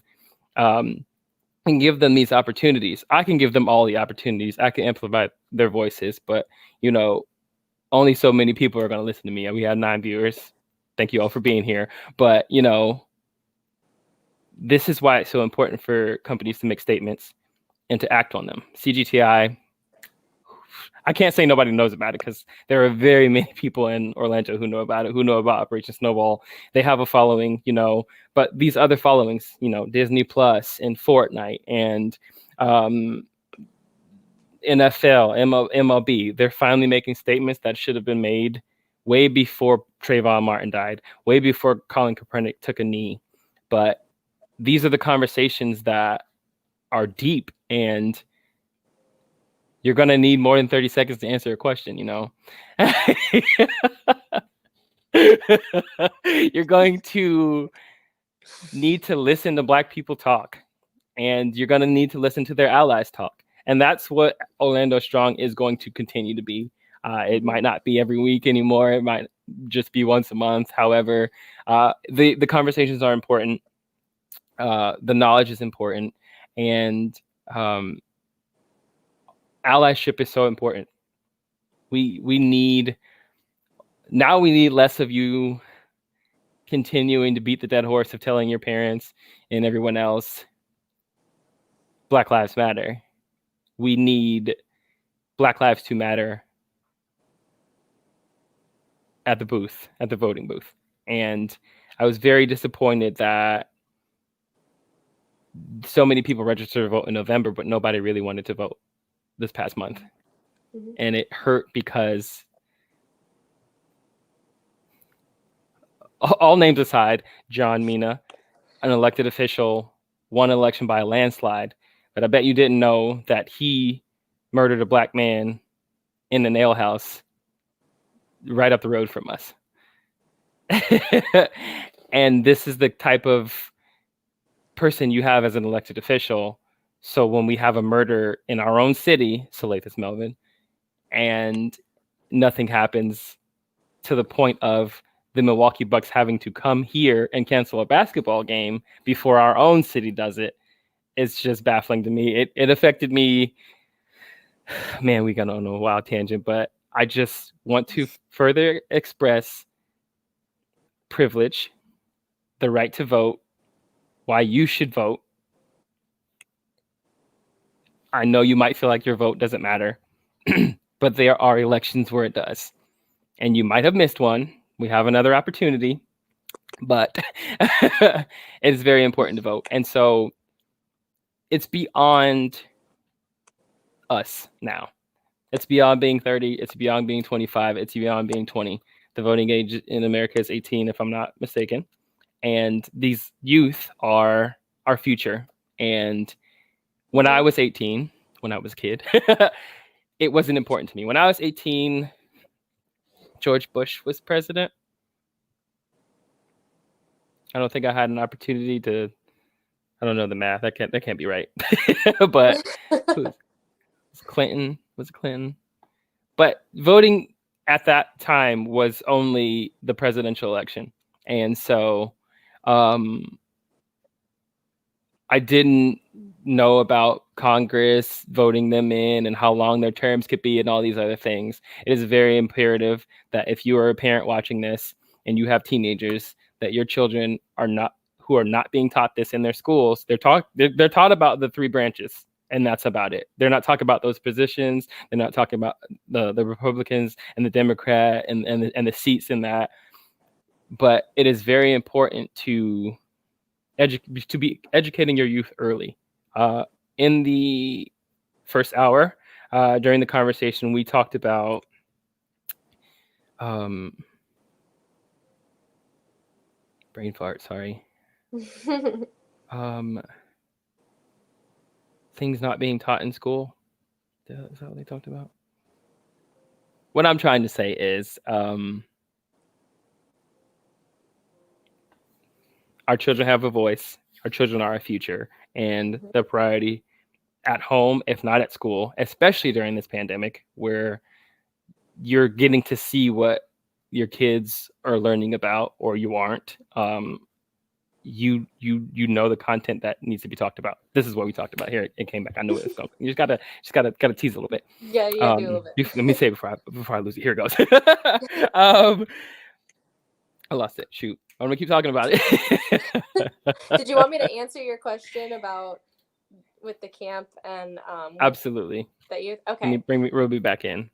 Or reel you in before you. But I was gonna let you finish. You know, you had a lot Thank that you, you wanted Kanye. to say. I got you.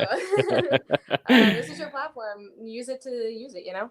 But Absolutely. one of the biggest things that I always find extremely important about leadership is that leadership isn't about trying to lead necessarily, like to be the top person, to be controlling other people, to tell them what you want them to do. It's about encouraging and motivating them to be in your position, to eventually take over what you're doing so they can also continue to do the same thing for people around them. And what I think is important with the youth now, with the people that spoke, the young girls that spoke, you know, Jade, and everyone else on there. I wrote their names down, but I don't want to mess anyone's names up. Okay. But with all of them, I feel like it's important to continue to encourage them to develop in their leadership qualities that they most definitely are capable of having, and they already do have. But also by giving them that visual representation as an opportunity in those higher positions, in staff, in leadership team, in the business aspect, in all of that. If we're talking about this, because you were talking about with the camp itself, and it has made such a huge impact in so many ways for so many different people, that I think since now the topic has sort of shifted on equality and inclusion, with, you know, diversity being added into that, we need to start putting that into action by bringing in and giving, again, that visual representation. So people that are in Gen Z, or, you know, that are in even younger, see that as, I can do that. Because if you just see all of these white folk just still being in these higher positions, and granted, they're doing a lot of great things. They're doing leadership talks, and they're, you know, encouraging these youth to discover that sort of thing. That's great, but we want to hear these young, beautiful people of color want to hear from those voices in particular. We've heard from the white voices for a really long time. It's time to hear what they're saying they want to hear from. You know what I'm saying? Absolutely. Like, I don't know how to explain that. Thank you for saying it, because I could say it, but I feel like right. It has to come from somebody like you. I don't know if, you know, just something I noticed. And, absolutely. And it is comforting to hear it from somebody like you. Because Jade said it in the call, the movement helped us to feel like people were listening to us. We're heard, our feelings were valid, and they just didn't see it for a long time. And, you know, whatever reason they you know, life happened to not let them see it, this movement allowed it to happen. And now, like the girls were berating, it just feels like it was for nothing. Like we had that moment and it passed. And what happened to you caring?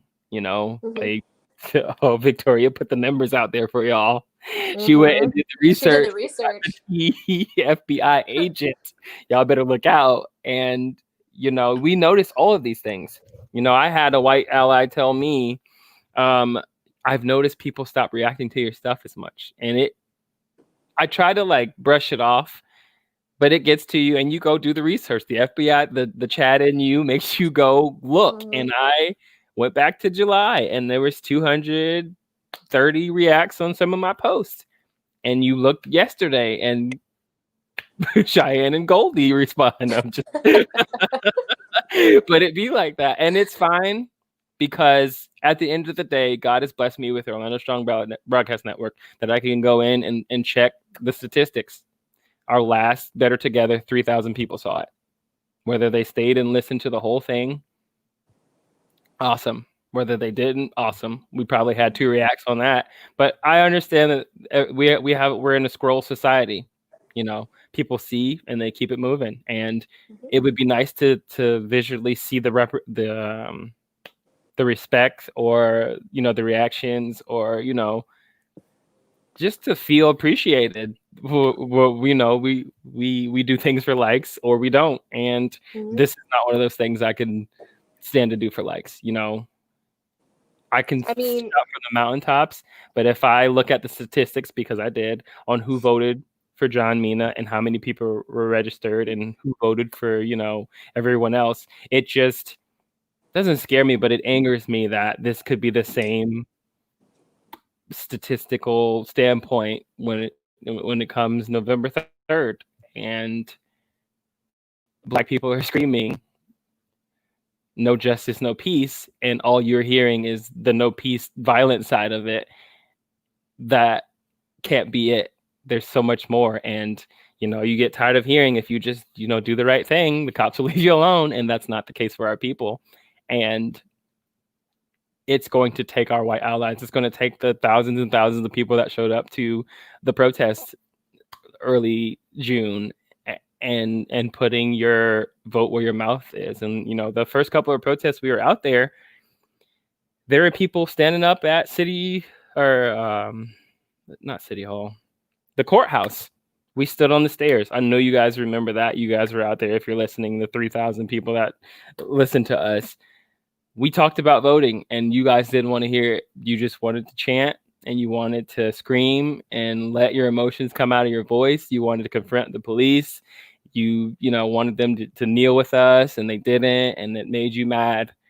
And the only way that we are going to be heard by them is to affect them where they're putting food in their mouths, where they're laying their head, whether their AC breaks and they have the money to fix it or not. You're going to be heard. And unfortunately, marching on I-4 and stopping traffic is an inconvenience to people. You can only protest in 110 degrees for so long before you can't anymore. And so it's time to take it from the streets and exercise our right to vote, but at the same time continue the conversations. And these conversations are so important. It's upsetting that they have to continue to happen, but there's so many people in the world. There's so many people who respond differently to different people. That's why we want to have a plethora of voices, a plethora of representation, and you just continue to do the work until somebody repeats what you say, and to have young people speaking out. Today was at the capacity that we saw today was the first time I was beginning to see it. Cheyenne, does that do anything for you mentally, emotionally, visually, hopefully, knowing that you've been a part of this program, to see this is where it's going? I mean, I'm always going to be hopeful, no matter what is currently going on in any sort of situation. I like to try to obviously see the good in things. So I hope that this continues the way that it is going with this organization. If this is the path they want to strive for, I'm all for it. I just hope that it isn't a trend with the Insitiute. You know what I mean? Because it can be a trend on social media, which it shouldn't be. Maya said a very powerful point of, Black Lives Matter is not up for debate. And so, I mean, it really shouldn't just be something to question. It shouldn't be something to just be a trend and then leave it be. Which I don't think, me being hopeful, I don't think this Insitiute will go down that road. I think they do have positive intentions. I just want to see those actions follow up behind those words personally. And if they don't, then you just have to start your own change. You know what I mean? You can't always expect them to. You can keep trying and keep finding other alternative ways. Same way of like how they were talking about approaching adults trying to talk to them and whatnot. It's the same thing. You can try to hope and try different tactics to get them to continue this mission, this message. But if they don't, at a certain point, you just start your own change. You create your own change. You create your own movement. You created Orlando Strong, you know? And so that's kind of what I'm referencing at. It's just, so, I mean, I feel a lot of power from those girls, not for me, but for them. Like, you can just feel, I don't know, you can just feel it from them. And it's just, I it's feel like crazy. we're a little biased with that feeling. I don't know, you guys, the 8 of you listening in, if you felt the same thing, but just I feel like Cheyenne and I are biased just because we've seen their faces, we've been in their vicinity, we know what's happening in the classrooms at CGTI to bring them to that point. But I felt it. I know what you're referring to when you say you felt it for them. I would just hope that was the message that I know my mama felt it, but the people who got an opportunity to see it, the people who will have an opportunity to see it, felt that for our youth and the future. And I just would hope with all of this, you would all be charged to look for the opportunities to amplify their voices. Absolutely. They spoke so, thank you, Eleni. They spoke so great and articulate, and these were their words, and there's nothing thank you, Caddy, there's nothing that you knew it was organic. And so, you know, I wanted to say it. This is the generation who, you know, none of us are new to school shootings, but their trauma was broadcast most recently in Florida, you know. And so they have these things to worry about. You've got shooter drills. You know, what did we have growing up? In Florida, we had hurricane drills and bomb threats. But, you know, these shooter drills, like, it's so crazy to me. And to see, it breaks my heart to know that I've taught kids over the last 10 to 15 years, and to see they have backpacks that have bulletproof plates in them. That's what another weight to carry, literally. Yeah. Thanks, and Kim. I think that also with so CGTI, since I don't think the now 9 people on here maybe know, is that the camp, and I could be, don't quote me, but it originated from kind of sort of bringing people together from different communities to sort of discuss what issues were going on in their communities. Yeah. And for a while it was drug and alcohol abuse. That was the main one. And then they created action plans to take back to their communities to sort of resolve these issues. Over time, it developed to focus on not just like drug and alcohol abuse, but behavioral issues, because they realized the more of different communities they brought in, they realized there's other things going on that they were not aware of.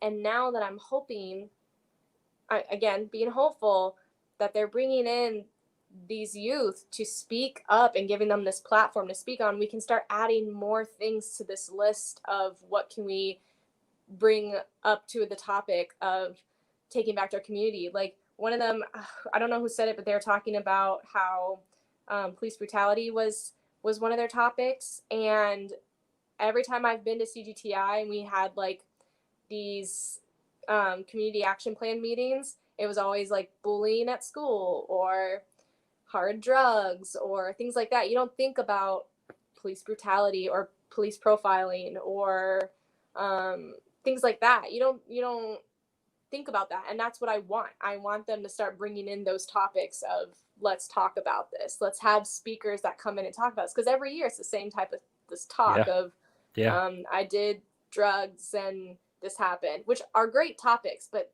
we're adapting, you know. The history books might not be changing, but we are. So let's talk about those things. And this is why we need leaders like you that are mindful of those things, that aren't just like, well, this is the cookie cutter cookie that we served every year. We can have cake too. We don't want cake and ice cream. Like, this is the thinkers. Like, okay, we all have our skills, we all have our assets, but you know, the more of us that add to a table instead of just co-signing with what a leader says or all these other things is going to benefit us. It's going to be work, yes. It's going to be putting the rim on the new tire. It's not reinventing the wheel, but it's going to be work. It's going to be a struggle. It's going to hit. It's going to miss.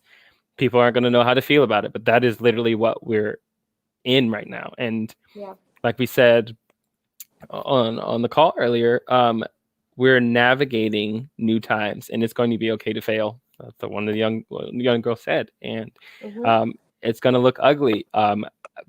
Allyship from the beginning wasn't something that I wanted to speak to. I wanted to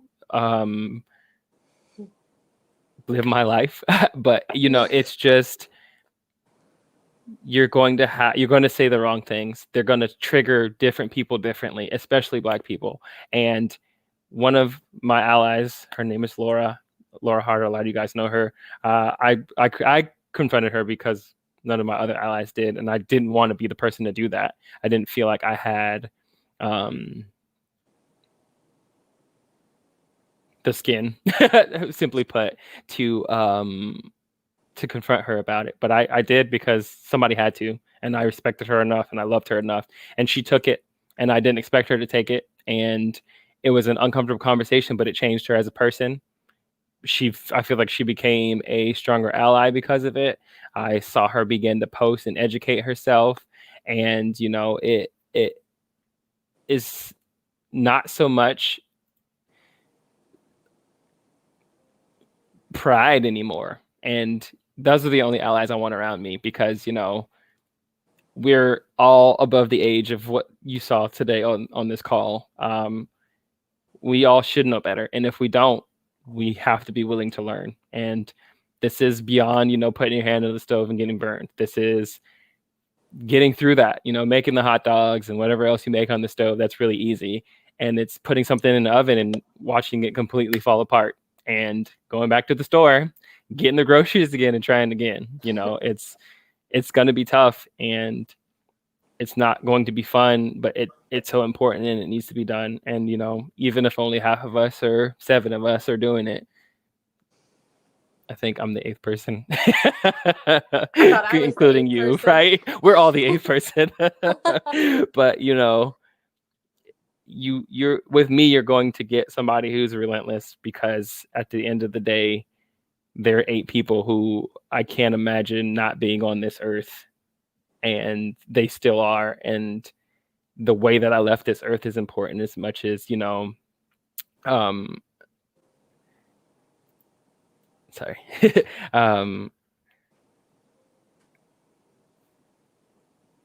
The impact that I left. And, you know, at this point, you know, I'm pleased with the work that I've done. It's really hard to, you know, see Chadwick leave and just reverberate the good that he was in this earth. But, you know, that is the plight of the Black man right now. Black women too. I love this show. Well, Mama, you are something else. You can be anywhere. You can be anywhere, but you're here. And you know, it's the Black kids too, and it's all of us. Honestly, it's our white allies dying. It's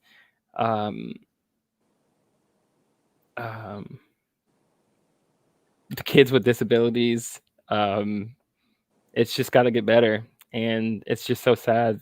The old man who got pushed down by the police during the protest, those cops got off. And, you know, to keep hearing all lives matter, and you're just hopeful that they do matter, in a sense that those people would be just as loud for Black people as they are for the white people that they're getting back at us with. It's just so sad to see a white man open his door and be shot by police too, and nothing changes. Like, what is it going to have to take? Because we've said it for years, beyond Trayvon and all these other things. What is it going to take for the world to just wake up? And at this point, if people haven't woken up, they're not going to. But we need more people to be awake. You know, our problems aren't going to change on November 3rd. We, as a people, I'm seeing, Cheyenne, maybe you are too, there's protests for everything now. Caddy, I just saw you and your sisters in flight out there protesting for your jobs. And if anything, this has awakened a voice in everyone. You know, allyship is so much bigger than police brutality. It is what needs to be at the top of the list right now because it's the one thing that's killing us. But your job affects your allyship, and all of us, the arts, all of us, you know, we have a voice. We deserve to be heard. And to be at a protest, to see the power that we have as a people when we come together, you know, I often think like we really don't need government, especially when it doesn't benefit the majority of us. But, you know, a society without it has its problems and its people that say otherwise. But, you know, we have power to control our government with our vote. And it's sad that it's a left versus right thing and everything has to filter through that. And if you don't agree with me, you're against me. That's not what our country was built on. And Hamilton taught me that more than 12 years in a school did. And if you haven't seen it, I highly recommend it. No plug. Like, Disney Plus is its own entity. However you feel about that, there are bootlegs out there. I said what I said. I support Lin-Manuel, but you know, education is power and it shouldn't cost anything, but it does. So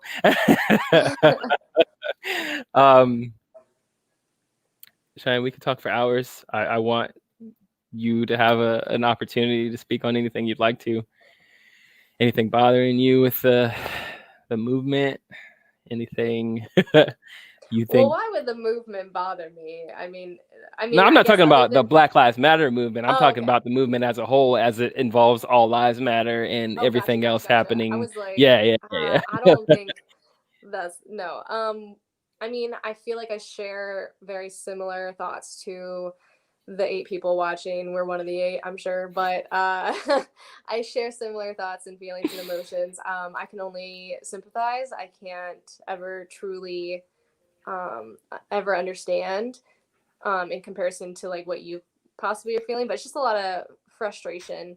I think in the very beginning, it was a lot of frustration and confusion of why can't they understand this? Why we give them the actual facts, the articles, the numbers, the videos, everything, and it's still just over the head, through the ears. And it's like it was so frustrating at first, but now over time, as we're seeing your true allies show up, or the people that are still looking into this stuff, that are still protesting, that are creating this activism in themselves, we're starting to, like I said earlier, create our own change. You can only do so much for the people that are willing to listen, and if they're not willing to listen, then you just got to move on to the next that does, because they're gonna end up with their own fate.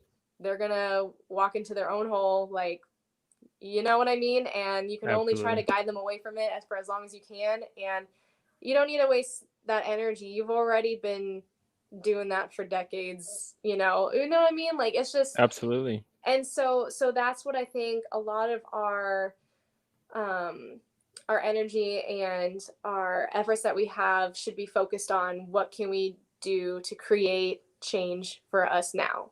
Who should we, partner with? Who should we talk to? Which is like why I feel like our generation is reaching with the younger generation, which never happened with us. Not my time. So I've been here 30 years. Already a change. That's already a change in itself. That's a huge change. And if I can emphasize and express that point, it shows because I have to go all the way to Chicago with you to make that happen. That part. I mean, all the way. Like, I'm sure there are other organizations like CGTI out there, but in my 30 years, they're not as loud, I feel like. Yeah, CGTI, I mean, they weren't originally called CGTI. For those that don't know, it was originally Illinois Teen Institute, so ITI. And it is the longest running teen institute in the United States of 46 years, I believe. And I was very curious to see that there's nothing in Florida. There I've been living in Florida for only since 2015, so wasn't born and raised here, but Florida is a home to me. And when I take two things that I love, I would love to, you know what I mean? And there's not anything here. And while CGTI does a great job of spreading their message from where they're at, I think it'd be also beneficial for Florida or Orlando to do the same from their community, from this community. And it's And so that's sad. kind of why you created this, you know? Yeah, because I've been in Orlando for about 11 years now, and living in small town Jacksonville, anytime anything was happening, people were always saying there's nothing to do in Jacksonville. Duval, there's nothing to do in Jacksonville. We had, you know, our little bit of fun there, but the place to be was Orlando, and it's the heart of Florida for me. It's tourism capital for me. And, you know, as soon as this movement started, it was, well, that stuff doesn't happen in Orlando. And you're like, you know, the magnifying glass has never been on it.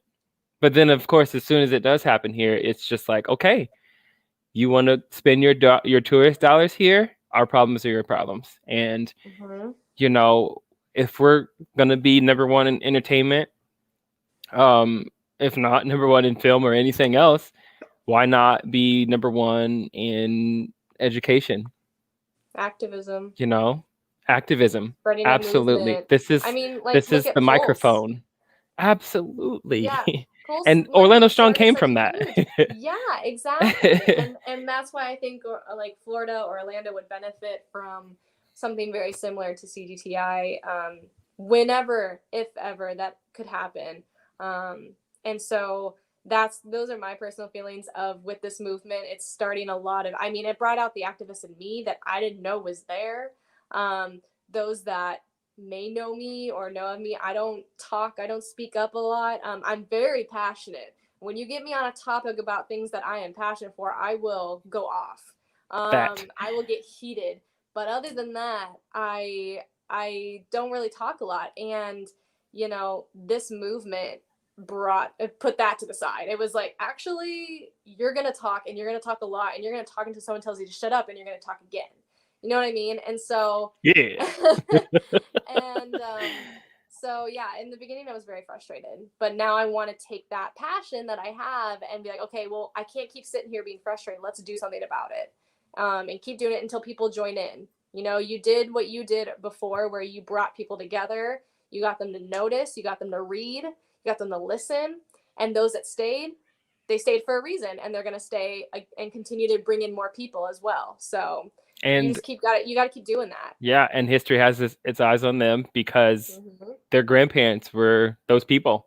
You know, you don't really see it too often, but thank God people like Bernie Sanders came into the picture and like show the images of back in the day. He's marching with Martin Luther and all that other stuff, and it's just like, absolutely, like this is you in 30 years from now. Hopefully we won't be dealing with the same issues, but if it arises, if hatred shows its head again, we're going to be those same activists. And you know, I hope we will be 30 years from now. I'm hoping the history books will stop putting pictures in black and white, acting as if this happened. I want this 4K high definition. Yeah, whatever 8K we get to, updated. I want you to bring it back to 4K because I know what 4K looked like. I know what it looked like. Your sources are there. You know, works cited page. Like, give me all that. I don't want none of this. Like, well, it could have happened, but you know.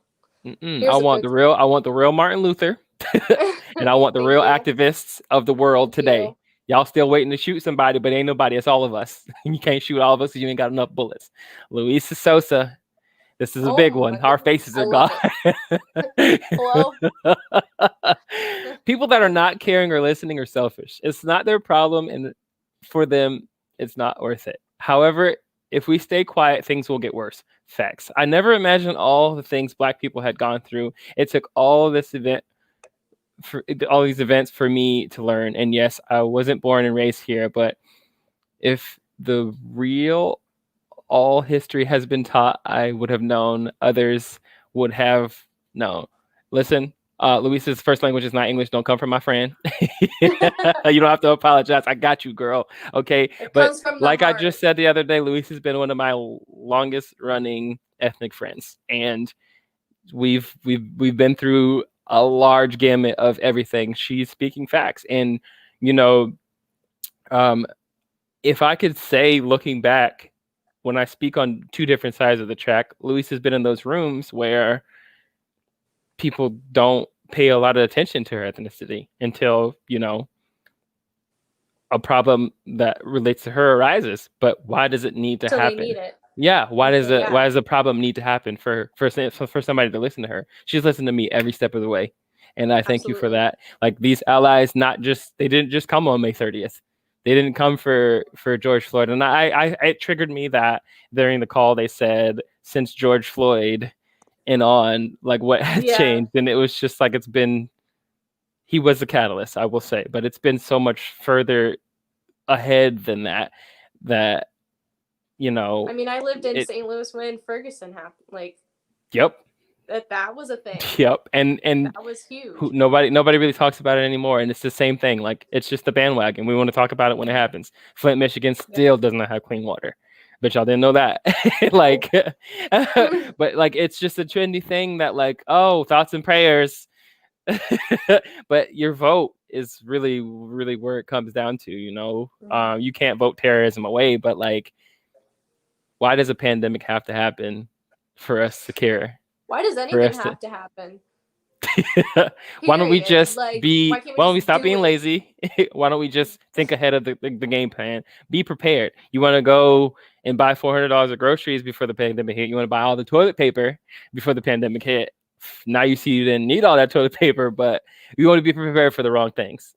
And so you don't want to donate that $400 to like Black Lives Matter. Or that part. Cool. Bail activists out. Bail activists out. And I have my homies. Thank you for doing that. You know who you are.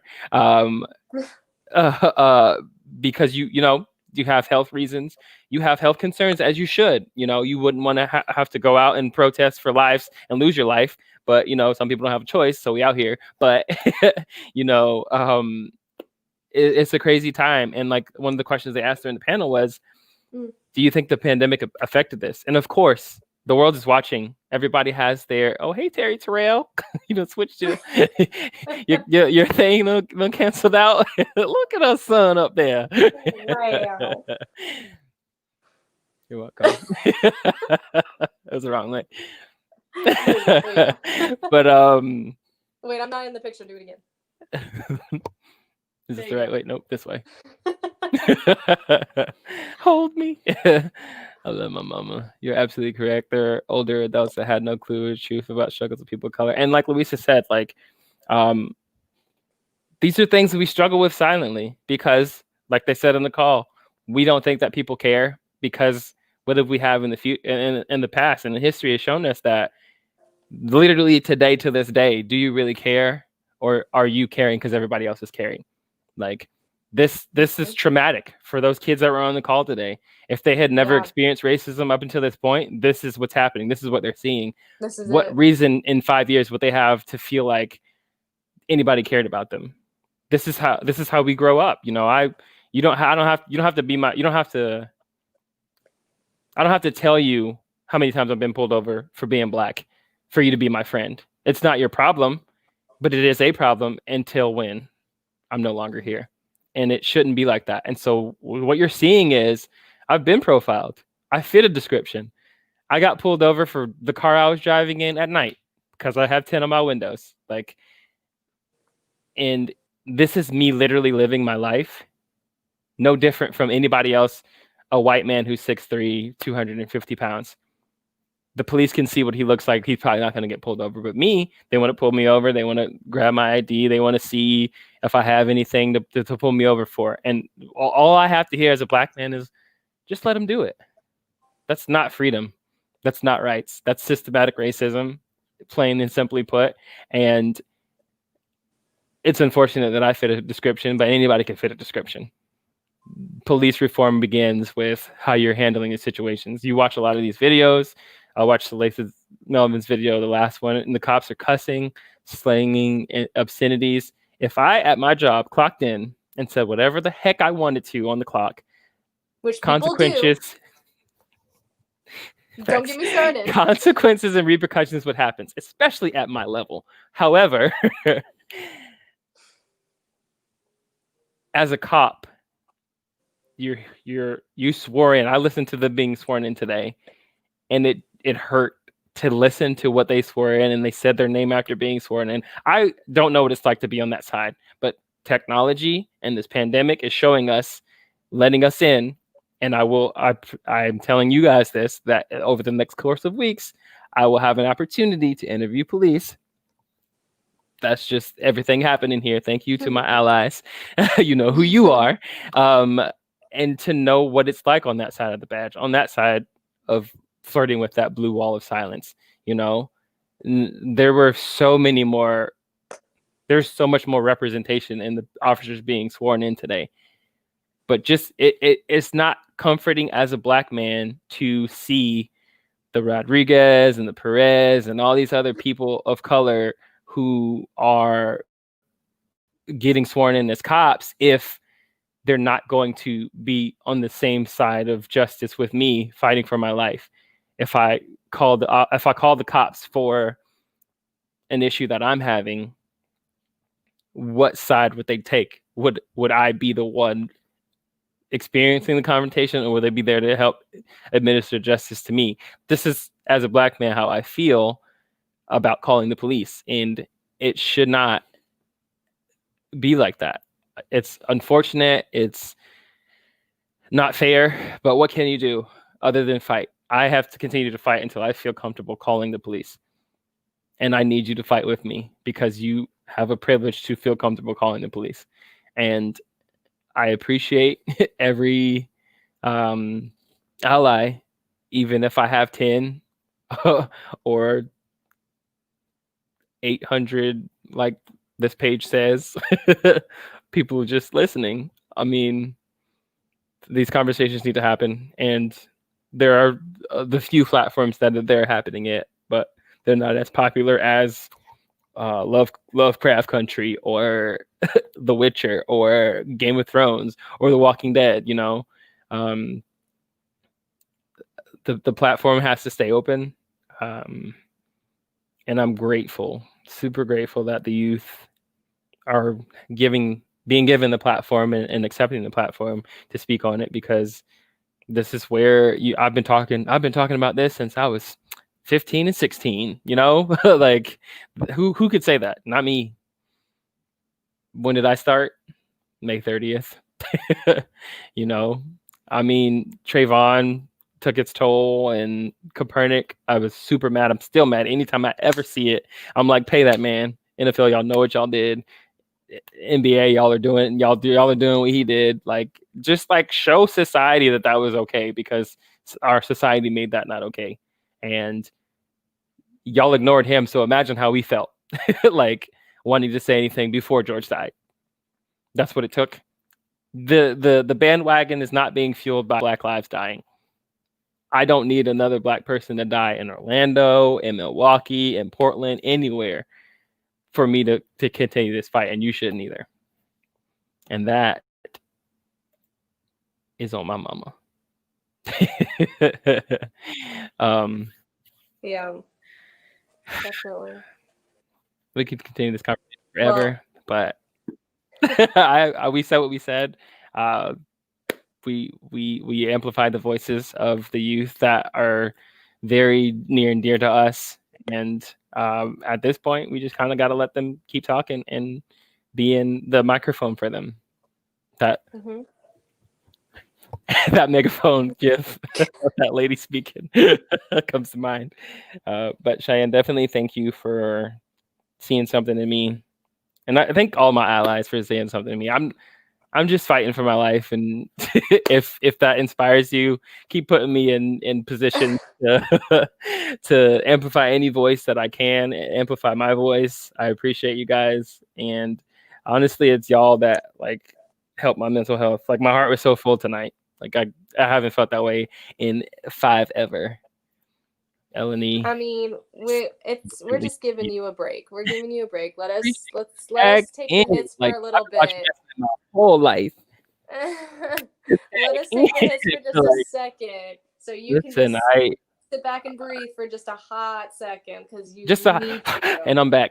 let me sip the water, that's all we're here Gatorade, whatever, and I'm coming right back. I'm right next to you. I don't want you to count me out. I'm right there with you. Actually, we're never gonna try to like speak on top of you or try to like make sure that you don't get your voice in. But I do want to say a good point that you brought up. Real quick, you're talking about, the people that were sort of kind of making this into a trend and stuff. I think it's important to note that people that did that were trying to prove that they're not, what I mean? Like, they're not like, oh, well, don't come after me. Like, I do care, but then didn't continue it on. People who do care don't need to prove that, because it was already proven. That part. You know what I mean? So focus your energy on that, your love on that, and those people will come into your life if they're not there already.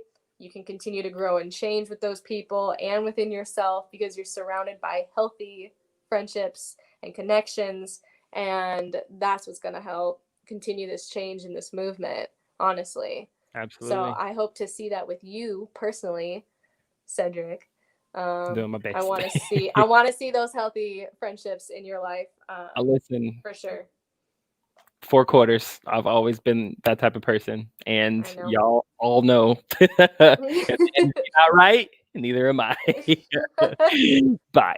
But yeah, I really appreciate everything you just said. I want everyone to know is what she just said is what I think about. I don't say it out loud, but in the back of my mind, I'm not upset at anyone.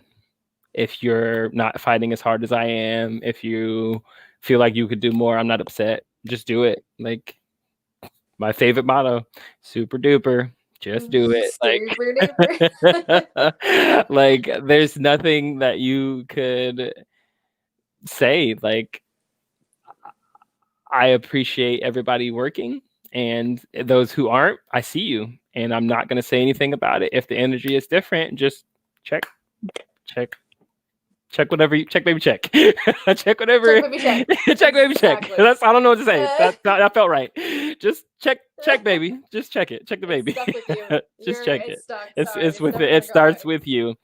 Inspiration and admiration for sure, but mostly love. I radiate love. I see more and more with the people you speak to here how much that high vibration love resonates through you and out of every branch of my life. She has such a way with words. Listen, I could never. like she's literally like those images you see of like just like it's like black, but like there's like art and it's just like psychedelic.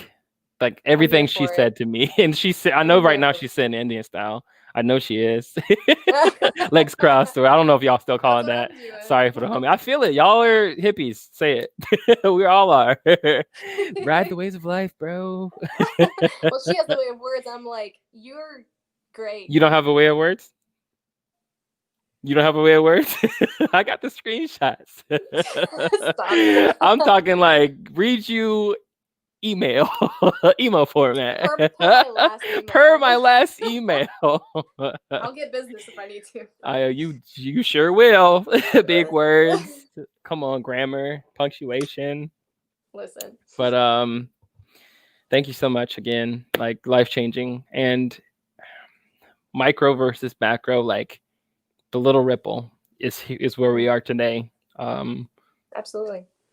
We started doing work with kids, and that started all of this, and it's just going to continue. We're not at where the rock hit the water. We're a little ways away from that, but hopefully where the rock hit the water is something that changes drastically in Orlando, whether it be Orlando Strong Teen Institute, spoken to the existence. The goal. The goal, or sponsors, please. Please. Leadership. Think of the children. This will not be a pyramid. But thank you all for being here once again. We are at the 2 hour and 30-minute mark in 5 seconds. Just talking, letting Let the voice be amplified. Thank you all for being here. Thank you all for listening once again. Maybe we'll see you next month. Maybe we'll see you before then. I will keep you guys posted on all the happenings. Yeah. Cheyenne, can't thank you enough. All of our allies who tuning in. Thank y'all for checking in. I see y'all's names. That's all. Y'all are who I do it for. So like, say less. I probably won't see you in the next math. Hold on. 12 days. What will be the date in 12 days? Today's the 9th. Oh, well then I don't know. My calendar is not updated. It's fine. I'll do it on my fingers. 10, 11, 12, 13, 14, 15, 16, 17, 18, 19, 20, 21. Cool. 12 days from now, we celebrate your boy. My Facebook will be shut down, though. If you have something to say to me, you could say it right here on Orlando Strong, because the people who are in this listening are the only ones I care about. New year, new me. Don't say happy birthday to me if my life doesn't matter to you. I said what I said. I said what I said. Thank you all. I'm going to play this outro because I know how to do things. Ooh. Cheyenne, anything in the last parting words? I love you, and I love you, and watching. it shows. It shows. The more you show. The more you. Yo, that's what I meant to say. Caddy, you said it. We have better together, but Orlando Strong makes us stronger together. It didn't work.